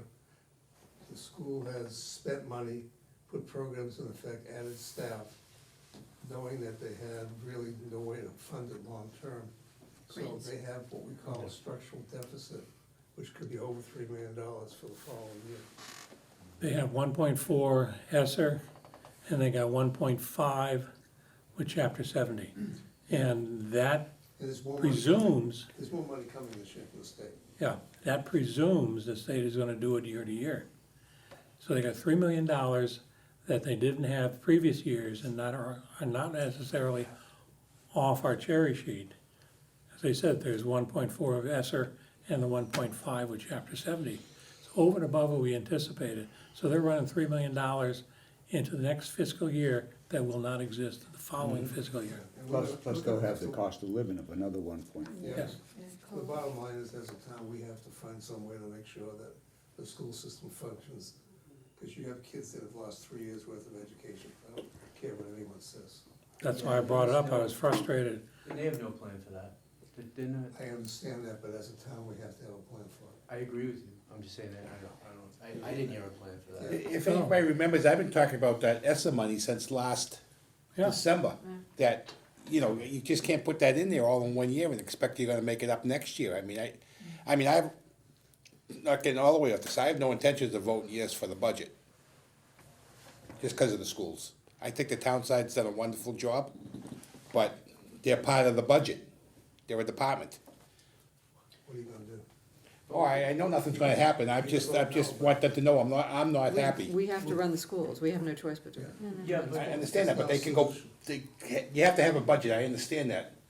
But they can go, you can, if you turn it down, they gotta go back and they gotta figure out what they're gonna do. They're just spending a lot of money unnecessary, in my mind. The old school budget should be over the cost of living. I was Sorry. surprised how many sped kids are out of district. That's a lot. We have a lot, the problem is we have a lot of children that go outside our system. Right. The new it's very elementary school expensive. probably should have an increase because it's brand new and it's really state of the art. Mm. The kids get into middle school and unfortunately, that's where the Roof it starts leaks. to turn and they move away. And then look at the high school, you have just over 400 kids in the high school designed for 900 that used to have 900. You have 330, I think, this year, Dominic, that's coming into Upper Cape. You have to count that as kids going outside. You have the charter schools and We have the everything most. else, and Yeah. it's a tough situation. But we have So what 20 happens is you get a lot of kids, unfortunately, which is horrible to say, that are special needs or difficult, and it makes your system over expensive. We had a presentation by Upper Cape, their cost is $14,000 a student. Town of Wareham's cost is over almost $18,000 per student. It doesn't. And when you're counting Upper Cape cost per student, that's all in. I know it's all. All their debt, all their benefits and Doesn't everything. count benefits. It very carefully managed that, he could tell. He So was it's a lot managing more than everything. 18,000. Yeah, we pay the benefits. That's right. But The town what pays I'm us trying to get benefits. at is just so everybody understands, this school versus town, whatever, has to stop. And we have to figure out a way how we move forward and it works. Because if not, it's gonna collapse. Yes, okay, let's move on, please. Sorry. And again, No, out I of know, necessity, I was involved in the conversation too. I'm gonna move to recommend the capital plan, Article 6. Yes. Second. Motion's made and seconded for the Article 6, the FY4 capital plan for the extraordinary presentation that our member of Jerry has No, given. I didn't do number 6, I did Oh, you did this? S3. Okay, the spring, Spring, we just Okay. did the spring. Spring, yeah. We did not do number 6 on the, we did the special. Right. We did not do the spring annual. You misled us. No, because that was you had it right in the agenda for Yeah, tonight. you, Right. yeah, and you gave it to us right So, at the so beginning. what's the plan for So when- presenting The- the other the- one? Can we When book, Eric, we either book you myself next week or the week after, there's not a lot. As of right now, there So might then be take one, it back. one item, just might be one item. And in the spring, number 6. okay, so I withdraw that motion. Okay, now, And I'll make a motion to recommend Article S3, capital Second. plan. okay, discussion is that the capital planning committee voted 6-0 this afternoon. Okay. Okay. Second. I already seconded. Never had, birds have 2 seconds. Third. motion's made and seconded. Any further discussion? Then being none. May clerk call the roll, please? Tom, Yes. Dominic, Yes. Julie, Yes. Jerry, Yes. Tom, Yes. Jody, Yes. myself, yes, Norma, Yes. and Bernie. Yes. 900, motion passes. Let's see. Transfer of available funds. Yes, we saw, no. Yes, we talked that with Dara about it, did we not? I think he had it on. a Yeah, printout. last I night don't in front of the believe we- selectmen. No, No, we Prince, haven't. we haven't talked about, he did No. not talk about that. It was on that page, Yes, but he did not talk Yeah, about but it. it's not So, been discussed so at next this week, time. we're It's- gonna have it's- him talk about budget anyway, right? Unless we look at it and it looks, several of them are all policy transfers that the selectmen town meeting have adopted a policy that certain percentages will always go into that 3 or 4 funds particularly. I take it back. When he did it, he did review this. He did, Yes. yeah. Okay, Yeah, so, he did. and he, Effectively, it's done then, you think? Are you comfortable with that? I'm comfortable, I mean, this is a lot of usual stuff, so. There's not a lot of Yeah, I discretion. mean, he went through, he started with the free cash. He did. Went through the one-time items. He listed the warrant article. The explanations were fine, so I would think that if we wanted to vote on the transfer of available, he gave us the information tonight. S4. S4. S yep. four. I recommend we, Move to I move to recommend S4, Second. transfer of funds. Second. Motion made and seconded. Any further discussion? There being none, clerk call the roll. Tom? Yes. Tom? Yes. Julie? Yes. Terry? Yes. Tom? Yes. Jody? Yes. Myself, yes. Norma? Yes. And Bernie? Yes, 900, motion carries. that's good because I already wrote the explanation. Some of these, when you see my name a lot, it's basically cut and paste. Because all I did was describe the policy What we did before. that they followed before. Okay, and the union contracts, from the original copy of the warrant that you received, all the items, all the unions are listed there. But I believe in the correct one I received today, so only 3 or 4 of them have settled, which is normal. Yeah. And usually we They could see go that up to the one- night of town meeting. Yeah, usually we Yeah. end up talking about that before town meeting and voting on that. So on the special, the only ones that are left are the budget transfers and fund the parking program. And union contracts, 3 of them. And union contract, yes. And All then from the the pocket. Go ahead. citizen petition at the end, S16, Wait till next week, yeah. for next week. Yes, This you will. lady's house is on the road. Apparently. She got her 100 signatures, though. Depends You got a on lot of which signatures. printout you look at. If you go off the assessor's maps, it's one. She has another one that places the, 2 plot plans, yeah. Yeah. Someone really. unless she's in a mobile home or How can something. we fix her title issue? I don't know that we can, We can't. We don't own the road. but we should hear her out. Yeah. Now, the Sue the circuit zoning bylaw, plan people. parking, that's where the number of days or lifts relevant to the number of parking spaces that are outside, and I'll go through that. That's an easy one. We'll leave the middle school replacement till next week. And Parker Mills, we already referred. And I'm looking for someone to write things. Do you want me to 22, do, I got 22. I can do 9, earth removal, you want me to do 9? Dominic, 22, we've opted to refer. You don't want me to write anything about it? Yes, please, go ahead and do it anyway. Just because we referred it doesn't mean we can't give an explanation. I mean, town's already doing everything they can do about it, so I think it's a waste of time. But that's okay. So I think We'll everything's refer it. everything's taken care of in terms of the explanations and recommendations. Any comments, concerns? No, but have we assigned, like, did I miss this, Article 6? Gary writes Article that's the 15? capital plan. Yeah. How about? Budget we haven't heard yet. S13? No, on S6, she's talking, Yeah, S6? yeah. yeah. No, S6 is Yeah, that was burning. PEG access. I took that We only haven't because voted that one? Yes, Oh, Yeah. S3 is the capital plan. S6? yeah. yes. And I took it because again, it's just a cut and paste. Okay, but S13, I mean, I'm happy to do one of the zoning ones. Definitely, It's, we should do Article 6 we 13. just presented tonight. Yeah, do you want me to do that one? If you want to, sure. Okay. Outstanding. And I'll do the earth removal. Okay. I'll do the opioid stabilization fund, or are you gonna do that? Jerry's gonna do Jerry, stabilization. Okay. Who? Which one? And Julie's Your stabilization. S8. Is that okay, Jerry? The opioid stabilization fund?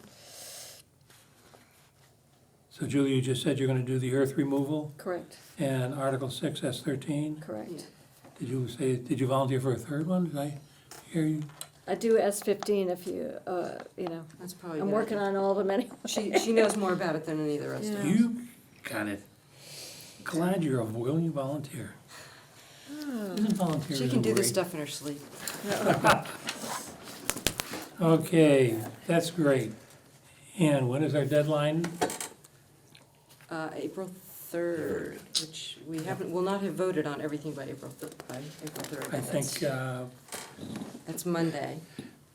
but having that writing in is also your individual paragraph. Oh, yeah. It's, and you've always asking me to see if I can narrow down what you should write about. Write about how you feel everything's going on with us as a finance committee. Any particular article or department you want to write on from your point of view. Could get In the dangerous. community in general, you don't necessarily have to, take it from the point of view that you're the chairman. You're gonna love mine. Because it's gonna, Uh-oh. I think we should start a GoFundMe, Ooh, I like that. Yes, because we got a lot of expenses, do we ever. and a lot of people come in and enjoy the place. I make a motion to adjourn. Second. Second. Okay. motion says, made and seconded, it's non-debatable. All those in favor say aye. All right. Opposed, it's a vote. Thank you very much.